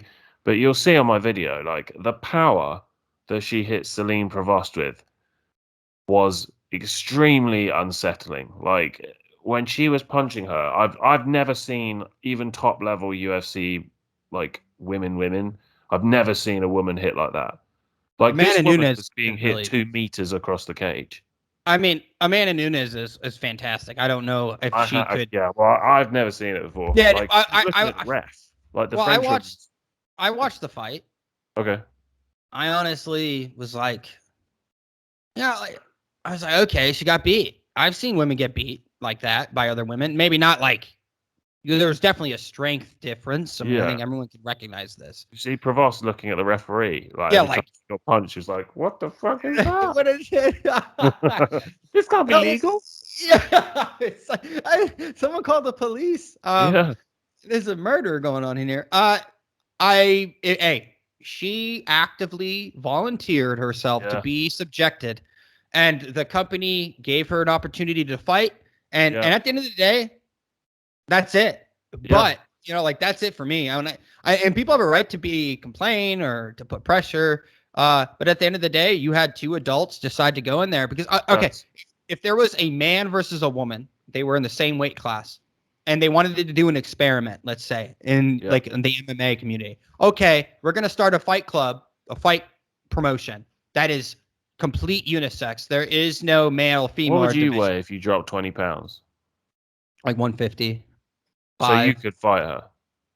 Probably, and she probably beat my ass. Like she probably would. Like, hey, like I don't. It is what it is. I mean, you could put me in there with a woman who has been training like Bullet Valentina Shevchenko. You put me in there with her, I'm gonna have a bad day. Like it's just a reality. Like she can be 125 pounds. Training does matter. Yeah, I'm of not course. saying Yeah. that like I wouldn't put up a good fight. Maybe I could, pop her one, but like her skill level is so high. Yeah. It would be a very challenging and most likely would end up in me being very bloody. I think, if in a legitimate way. Now, that's why I carry a gun. But, there is Touche. a there is a certain perspective. Like if that promotion did happen and people were outraged, people would watch. because they would want to see what would happen because they know the result. But what would you do if a woman beat a man? Oh no, this raises questions because the idea is this, like, And a woman has beaten a man, by the way. Oh, I'm sure. In boxing. It was in boxing last year. Hey, I don't care. If you can take a punch from a man or, a trans woman, then like, hey, like respect to you. The idea of fighting is supposed to be fair. It's not. It's not. It is not a place of equality. Fighting is a place of just complete who can brutalize the other more. Yeah. That's what it is. And if you both enter a cage under the same pretenses, the same, like having the same information, the Fallon Fox situation, was different. So that's the argument, is that you didn't give this person at least a reason and like consent. It's called informed consent. Keyword being informed. Informed. So like, let's just get real. It's the same thing, and that we're running into the problem with the right to repair stuff. Just tie it back to that very quickly. People are informed enough for the most part to know in modern America that when you engage with Apple and with Tesla, it's a status symbol, and people are giving up certain rights to repair knowingly. Everybody knows that when you buy an Apple computer, they have proprietary products. You can't, they've like, when people are so outraged that they got rid of the USB thing, or like, got rid of the Ethernet port or this, and they didn't care. Apple just kept charging forward because they knew that it's a status symbol. Yeah. So like, they understand that Tesla goes, people are going to drive Tesla because it's Tesla, not because of the speed. That's all bonus stuff. The automated driving's super cool, but it's a sign of status. It's a sign of I am a Tesla driver. I could be it's like Jeeps, the Jeep Wave, right? Yeah. Everyone in America knows about the Jeep Wave. There's a special connection. It's a status. It's a group. You become a part of something bigger than yourself in a way. So like, much bigger than yourself. Anybody who buys Tesla knows Tesla has control over your car. They know these things. And I wonder how many people do know that. Oh, they know. You have to sign contracts. You have to sign agreements. I'm not saying they're like super informed, but they're informed enough to know that Tesla has all the updates, just like iPhone does or any other tech company. Like, you have to pay $30,000 to get Plaid update. They know that. Like, they are completely aware that like everything is controlled by Tesla. So they understand that you're buying a centralized product. It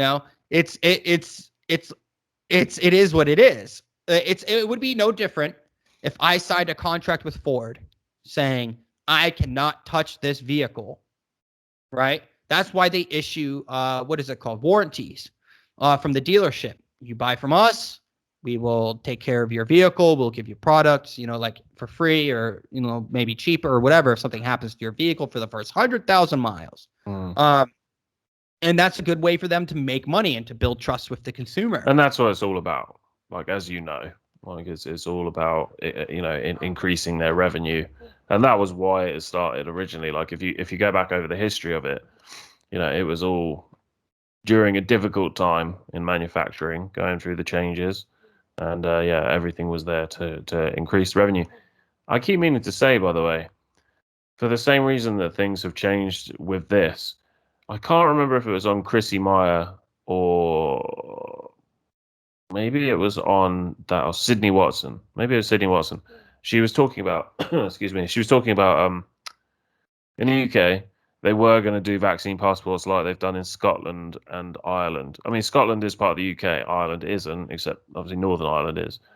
But Scotland has more like, she's basically a nutter, like the leader of the Scottish Parliament, and a very, very strict authoritarian left, sort of Marxist. She just gave out these white privilege things to the teachers. So all teachers in Scottish schools have to fill out these white privilege cards now. But anyway, so Sydney Watson was talking about how come the UK managed to get the government to turn around on these vaccine passports. Now, I'll never know exactly why, but the one thing that I do know is that at least 1 million people, and it wasn't the million when people go million man march and it's really like 100,000. Like, this was genuinely 1 million plus people. I saw the most videos. important thing, it was bipartisan. There were people from all political backgrounds there. I'd say every weekend or every other weekend throughout the summer saying we're not going to have these vaccine passports.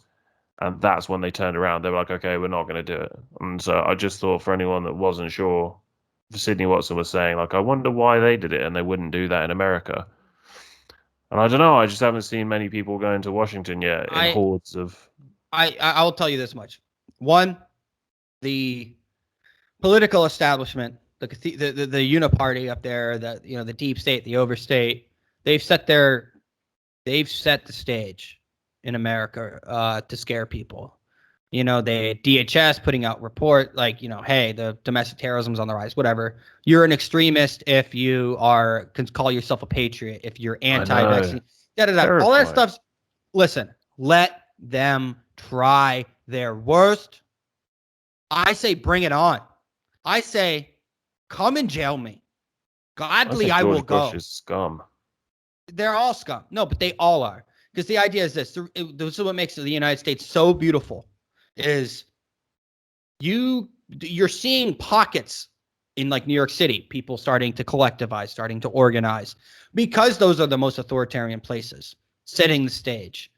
We just had, when the vaccine mandate came out, 27 governors made a public we reject this. That's 27. That's the majority of the country state-wise. So we're having a battle right now.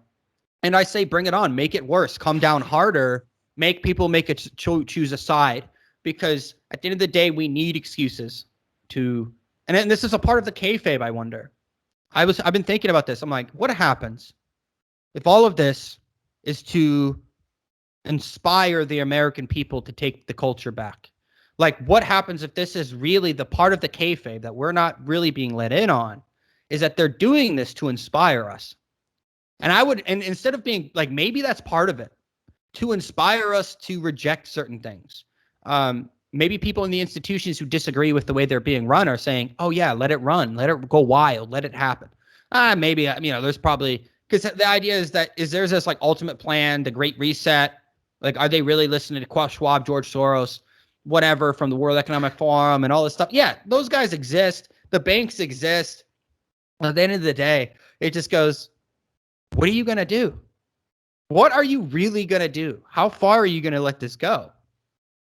And why you see these examples where the recall election, people don't understand.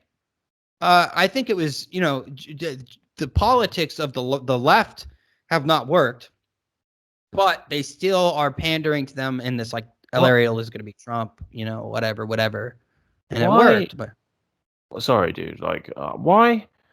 The thing I don't get about California, like I said to somebody the other day, that they were like, do you think he'll get in? Do you think Larry will get out? No, of course he fucking won't. It's California. Mm-hmm. And they were like, yeah, but you never know. Like, people have had enough. I'm like, they don't care. There are not enough people that know about politics. All they know is blue, no matter who. They do not know about politics. They do not know how in debt California is. They do not know about the problems. They do not know about Gavin Newsom's corruption. They don't know that when he was making people stay at home with masks on, he was eating at his favorite restaurant. They don't know any of that. They just know Republicans are far right and far right is bad. That is what the majority of people now in California think. I have family there. I know this to be true. I also know it to be true because what I can't get my head around is I was really upbeat for my family in California when people voted to have the recall in the first place. Like, when they got to that, whatever it was, 1.8 million, and then it surged past and went to 2.2 or something. I was like, wow, that's amazing. That blew my socks off. I thought that would never happen. And to see like 2/3 of California vote for Gavin fucking Newsom, or at least to vote to not remove Gavin Newsom, I was like, what? The political, they fucked up, I think. The idea, like, they start coming up the election stuff, and that persuaded people to maybe not go because they felt like they couldn't trust the system. I don't consider myself a part of this anymore, but the Republicans have made some critical missteps.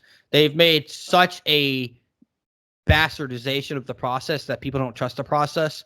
So they will not even maybe go out and. Trump did.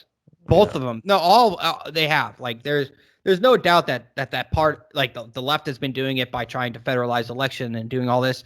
They both are playing their part, but it's demoralization. That's really what has happened. And Trump speaking up on the recall may have persuaded people to not go out. Well, if Trump is saying it, this, that, or the other. Yeah. I just think you get what you deserve. You get and the thing is, if these governments take over and they become authoritarian in the West, we deserve it. Yeah. Alexander Solzhenitsyn said something. I'm going to read it very quickly. It's a paragraph, or not even. It's like 2 sentences. After that, we might have to start wrapping this up because my back is. No. Yeah. This is destroying me. I completely understand. He said, where is it? Where is it? It's here somewhere. I promise. Here it is. If only we had stood together against the common threat, we could easily have defeated it.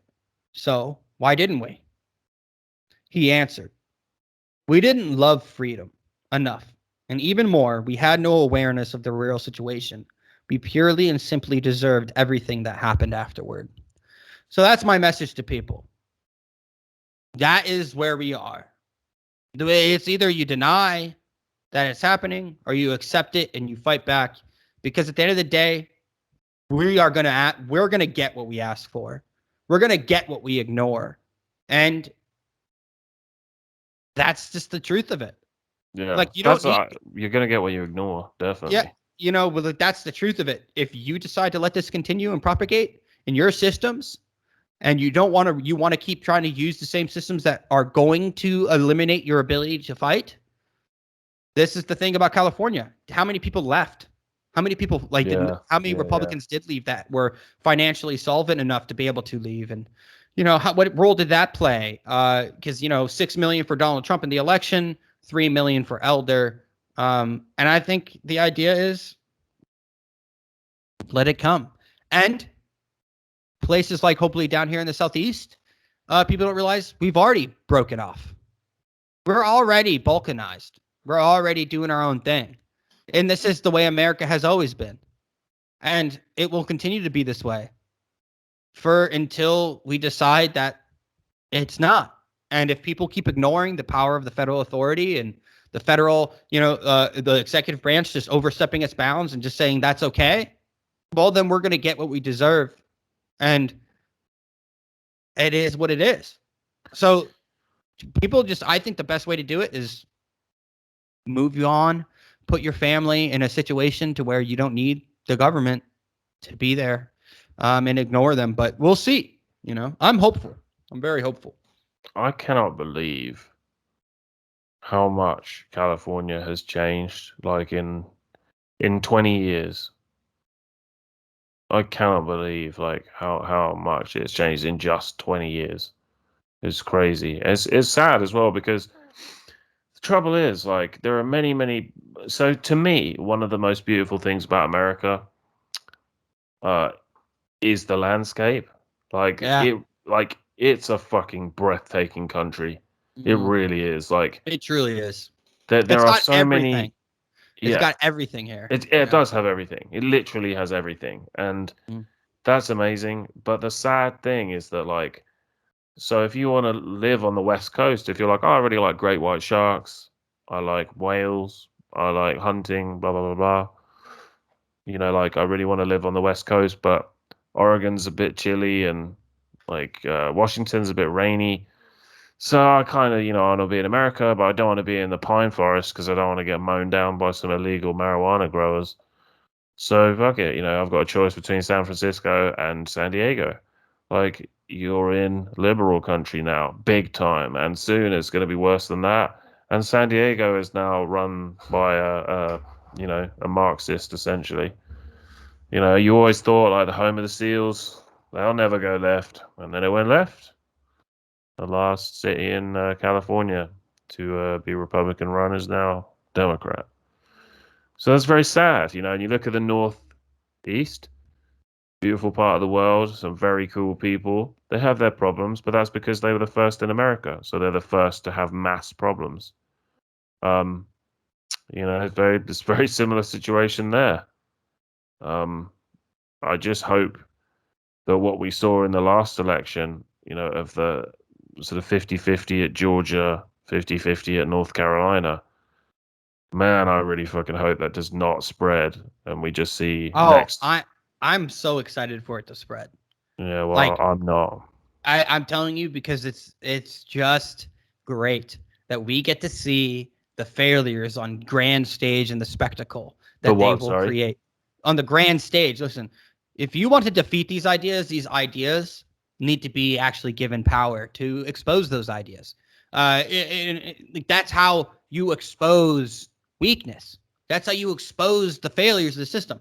The California recall was a mandate that was set that you guys are pushing it too far.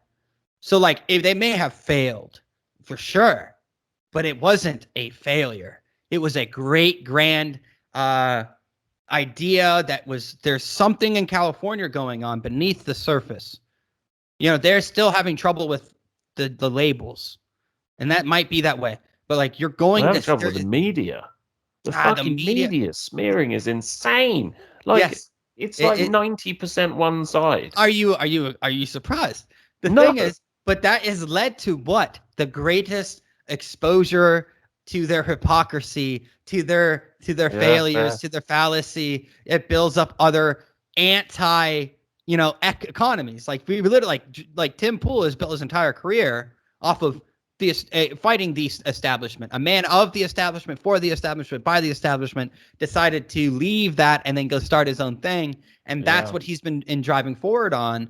And listen, be grateful that you get to see it happen and that we get to, dude, come on, man. Any person with a logical brain, rational, not being controlled by emotions or the media or like what they believe the world to be, are just going, geez, whatever. Because let these Maybe. places fall to pieces, and then people are going to go, yeah, I don't want that to happen in Alabama. Like I was explaining this to my brothers. It's like Alabama is the future because we're 20 years in the past. Yeah. Like they just very slow to change here. Things are like I was explaining during Pride Month. I disagree with it. I think it's awful what they did. The fire department came out and sprayed it off the sidewalk. The rainbow flag. That happened. Like, that's crazy. That's bad. That's really bad. The fire department came out and said that it was graffiti and sprayed off the chalked pride flag. Yeah. But like, did they do that because they're anti-gay, or did they do that because they're sick and fucking tired of having all this leftist shit shoved in their face? It could be that too, right? But that's what I'm saying.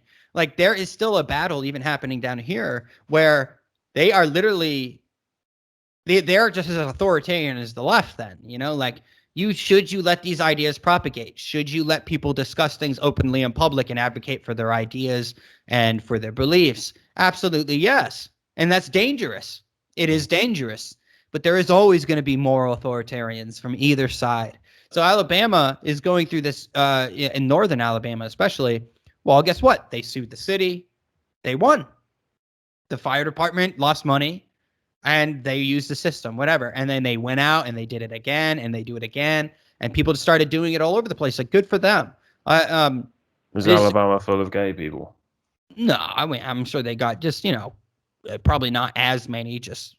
But Alabama's not this hateful, racist, disgusting place. Like, it's not. It's just, especially in the area I live. I mean, it's just pretty much all walks of life. We have a lot of working class, poor people. Like, not poor, but lower Working income. class. They work at the factories making shit money, and they just like to live their lives. At least you've got factories. Fucking hell. Well, we don't know. I mean, they're like chicken factory. Like, they're not like, there's a car dealership or a car manufacturer not too far from here and some stuff. But we're on the Tennessee River, so industry is going to be here. So this is why I'm glad I moved here, because no matter what happens, things still need to flow. Things still need to move. Yeah. Things are going to have to. So like, this industry is going to be, some things are going to be really hurt. But I've been getting to know local farmers, local meat distributors, like to try to build a relationship. Like proper Southern Americans there. I mean, yeah. I mean, you get, just, I guess. I mean, yeah, they just, they're people. They, I guess, different. I fucking love that accent, man. Varying degrees Sorry, I was going to say my dad had a friend whose wife, Rochelle, she was from South Carolina, maybe, or Georgia. And I just remember when I was a kid, like, I fancied the Hey pants off y'all. that woman. Hey Yeah, just y'all. because she sounded like Daisy Duke. Well, yeah, I would say people not to fret, don't despair. Like even like Alabama to me is the future. Because we're gonna be able to, because what Alabama does, they're not experimental here. So they let other states do their thing. Mm. Does that work? No, it's not.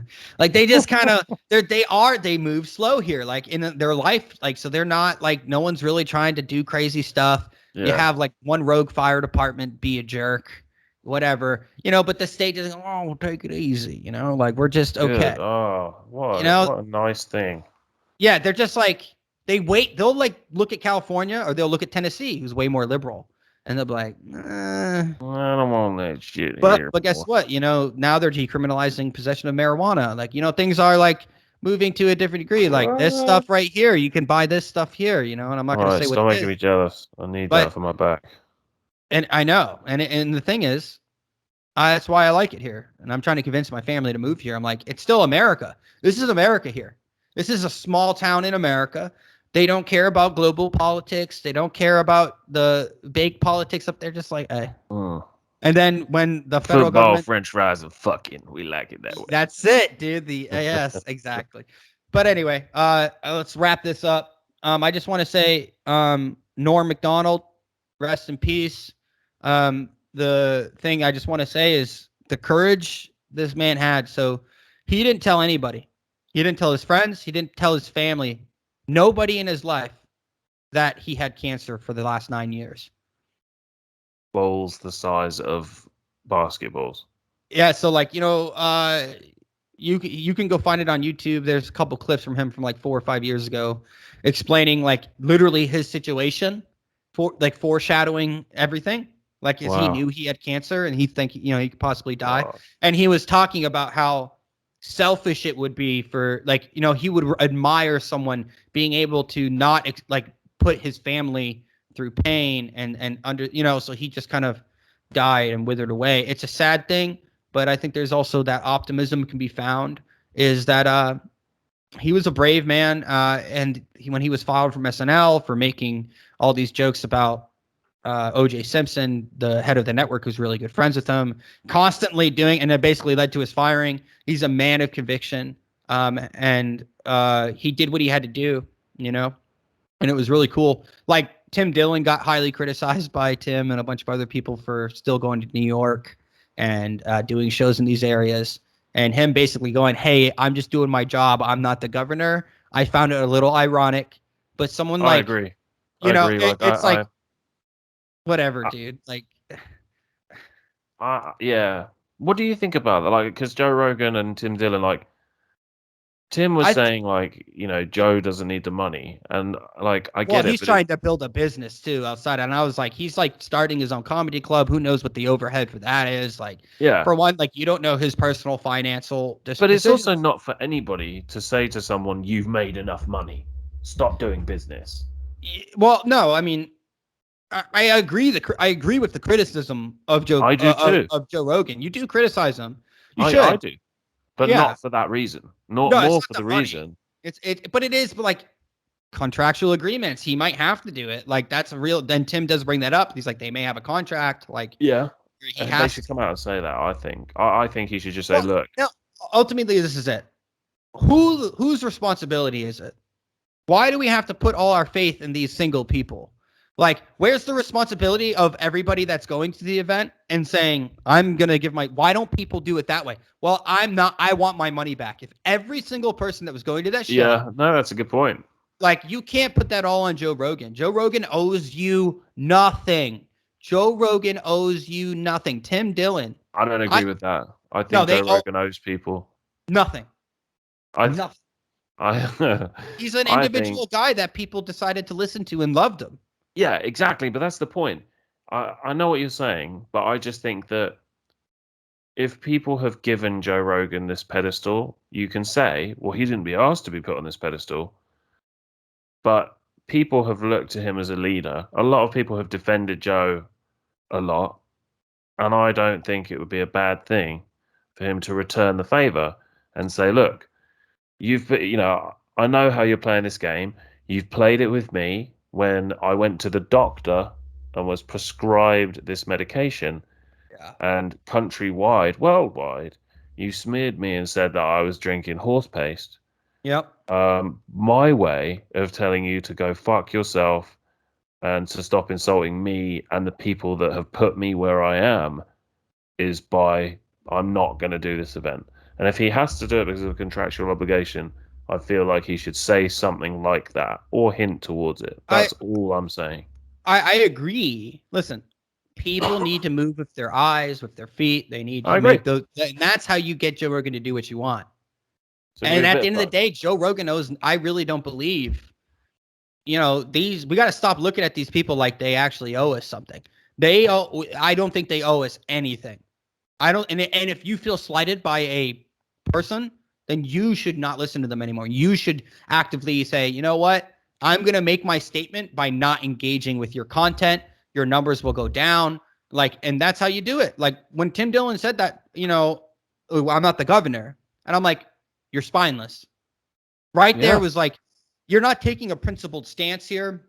Because then he brought up, like, I don't agree with what they did in Texas. Um, with the abortion stuff. And I was like, okay, that's fine. Then don't perform in Texas because at the end of the day, you're about making money. I understand. But that's your argument is that you want to Yeah. make money over principle or money over politics or whatever. That's your right. It's my right to not engage with your content or to Yeah. not support your content. And that's it. That's all they owe me is the truth. If that's how they really feel, then I have that information now as a consumer of their product or their platform to not engage. And Yeah. people need to understand that's how you get things done. Stop expecting people to kowtow to the mob.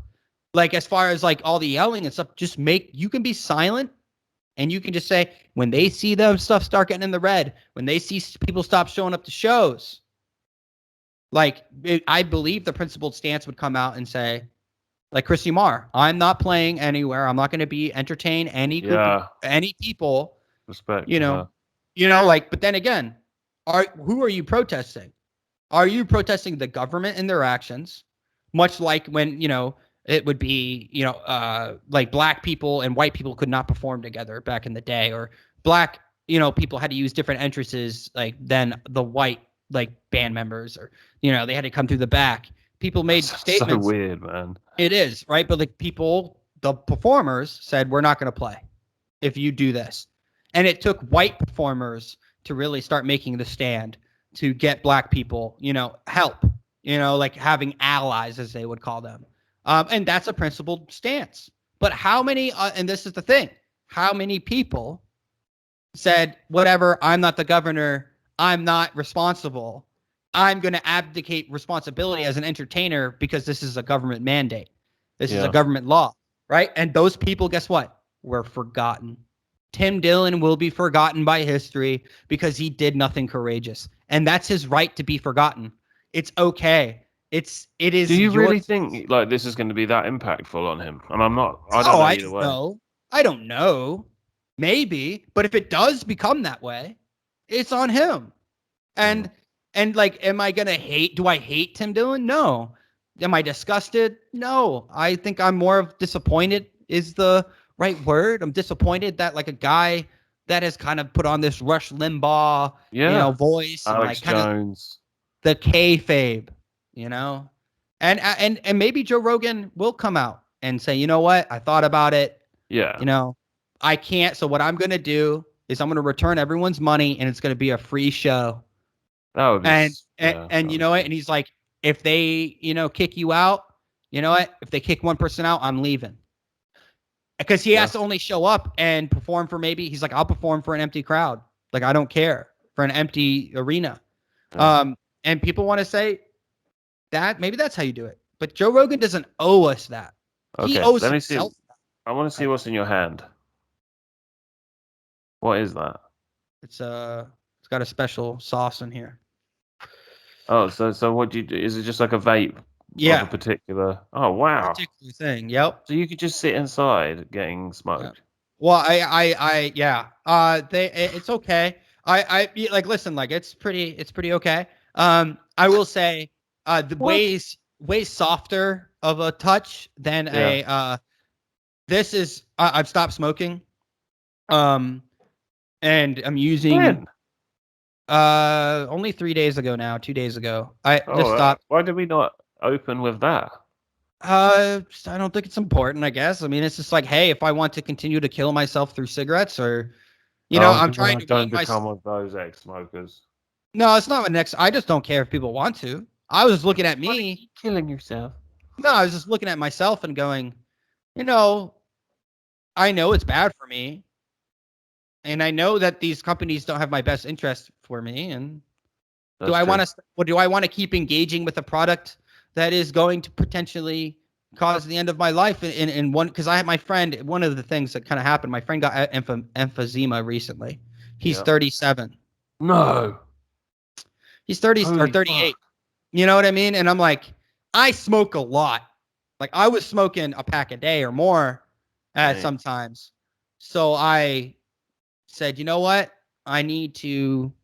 I'm never saying I'm never going to smoke again. It's not about that. It's like, I think I need to try something else. I want to try something that 37 and he's got emphysema. COPD.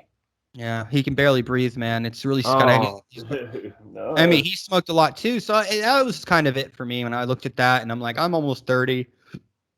My And dad had that before he died. it's awful. That's a freaking horrible disease. It's like stones, like your lungs turn into stone, basically, Yeah. And I'm just like, hey, I kind of wanted to, 37. yeah. So I got the tobacco flavored one, and then I got, the special ones, if you know what I mean.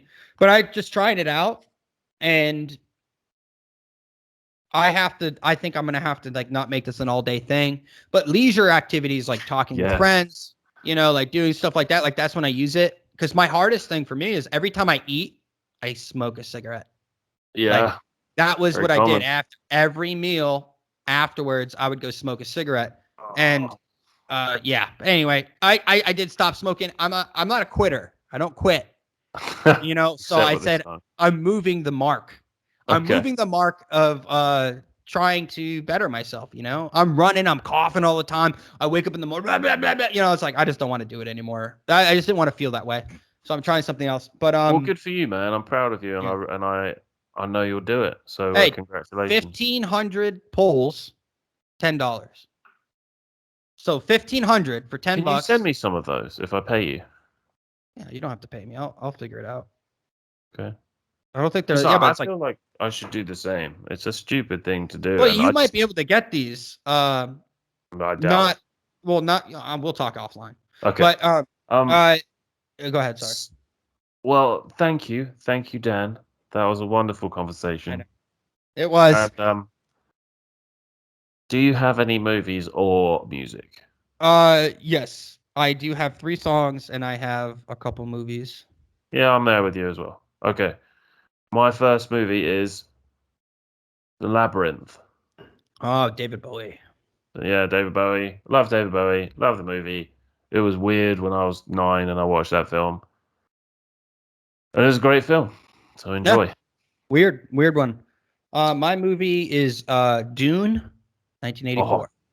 Check it out because the new one's coming out October 22nd. I'm gonna go see it in IMAX. I'm actually driving home to see my brothers so we can watch it in IMAX together. It's gonna be fun. nice. My next one with the new Bond movie coming out and Sean breaking my heart telling me that a girl is going to be playing 007 in the one after this new one comes out, in which case I'll never watch 007 ever again. Um It Live and might be Let good. Die. Live and Let Die. Live and Let Die. Is that with Pierce Brosnan? Is that a Pierce Brosnan one?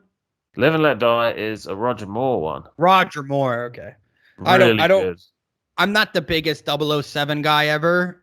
I like Daniel Craig, Pierce Brosnan. I grew up Goldeneye, the whole nine. So, and the video game, the I know. 64. Me and Sean were saying Yeah. that GoldenEye is maybe the best ever one because the film was 9 out of 10. The game was 10.5 out of 10. Yeah. The soundtrack was 10 out of 10. It was just an epic film. And it had cheat codes. It was fun. It was amazing. My second film is maybe a little shocking, but hey, go check out. No, I'm not gonna say shocking, but go check out the Shazam, dude. If you want a good family movie to watch with your family, that's not SJW bullcrap all the time. Listen, it's always got a hint of it. But this one is pretty cool. Shazam. Shazam is a good family fun movie that you can watch and enjoy. Is that with the Diesel? No. Oh. Shazam is got the guy. He's like a comedian type guy, but like, oh, okay. It's a superhero movie. Like the Which new one was the one with Shaquille O'Neal where he played a genie? That was Kazam. Oh, okay. Shazam is a new movie, came out like 2018, 2019, something like that. It's an old comic book, dude. Listen, it's fun. Like you can put that on with your kid. Both of you are gonna enjoy it. It's got a great bad guy. It's got a great cast. Everything is good, and it's a little cheesy for adults, but in like a good way. Like it's just a movie. They're not trying to sell you something. They're not trying to make you like a better or worse person necessarily. You know. So for my music, my first song is from an album that I used to love. I mean, I still do love it, but like everybody used to love this, and it just kind of disappeared, I guess, with time. The song is "Family Business" by Kanye West. Very cool. Great song, timeless. Weird when you go back and listen to it now, and you remember how massive that album was, and how small he was at the time. So yeah. Oh, absolutely. My first song is The Flaming Lips. Do You Realize? It's kind of a cool song. The Flaming Lips are a very interesting group. Okay. Check out the documentary Fearless Freaks. It's actually pretty good about them. Okay, let me write that down. Actually, tell you, yeah. What is it called? Fearless Freaks. It's a documentary about the Flaming Lips, and there is an interesting group of guys. They're artistic. They're probably all communists, but whatever. I don't care. They make good music, so okay. Interesting music. My second one is I'm not sure if it's 100% called this, but you'll definitely find it if you search this. The song is called "Into the Fire," and I think it's by Skyfighters, but that is probably just the name of the film that it was on. In fact, I'm 90% sure that was just the name of the film that was on. But it's quite a sort of unknown instrumental. I don't really know how to describe it, but it's from the soundtrack of this French fighter pilot movie, and it's a really cool song. So go and give that a listen. Skyfighters, "Into the Fire." Hell yeah. My second song is the Wood Brothers. I Got Loaded. Fantastic. It's the only song I know of them from them. Really, I just enjoy the song. It's great. I Got Loaded. I'm serious. Like it's What year? What year is that? I don't know. Like Roughly 2000 something. 2000 somewhere like 2010, 2015, out of somewhere around there. My final song is a classic from a great movie. I guess it has something in common with the other song being Fighter Pilot. It's by Joe Cocker, "Up Where We Belong." Oh hell yeah! Who doesn't love Jennifer Warner and Joe Cocker? My next song is by the Lost Dog Street Band. Highly recommend these guys. They're VHS is the name of the channel. They do it like VHS Gems. But they always do like these live recordings with them, and they're fantastic. And I recommend to listen to this on there. It's called the song "War Inside of Me." If you've ever had problems, I think it's mainly about drug addicts and stuff, but you can apply the song to anything else. I mean, it's a deep, really amazing performance. It's amazing. It's amazing. Okay, well, there you go. Thanks, everyone. Thanks, Dan. Yeah, about it. Interesting conversation. So yeah, we will be back again in a few days. Thank you for tuning in, and we will see you again soon. Winston stopped writing, partly because he was suffering from cramp. He did not know what had made him pour out this stream of rubbish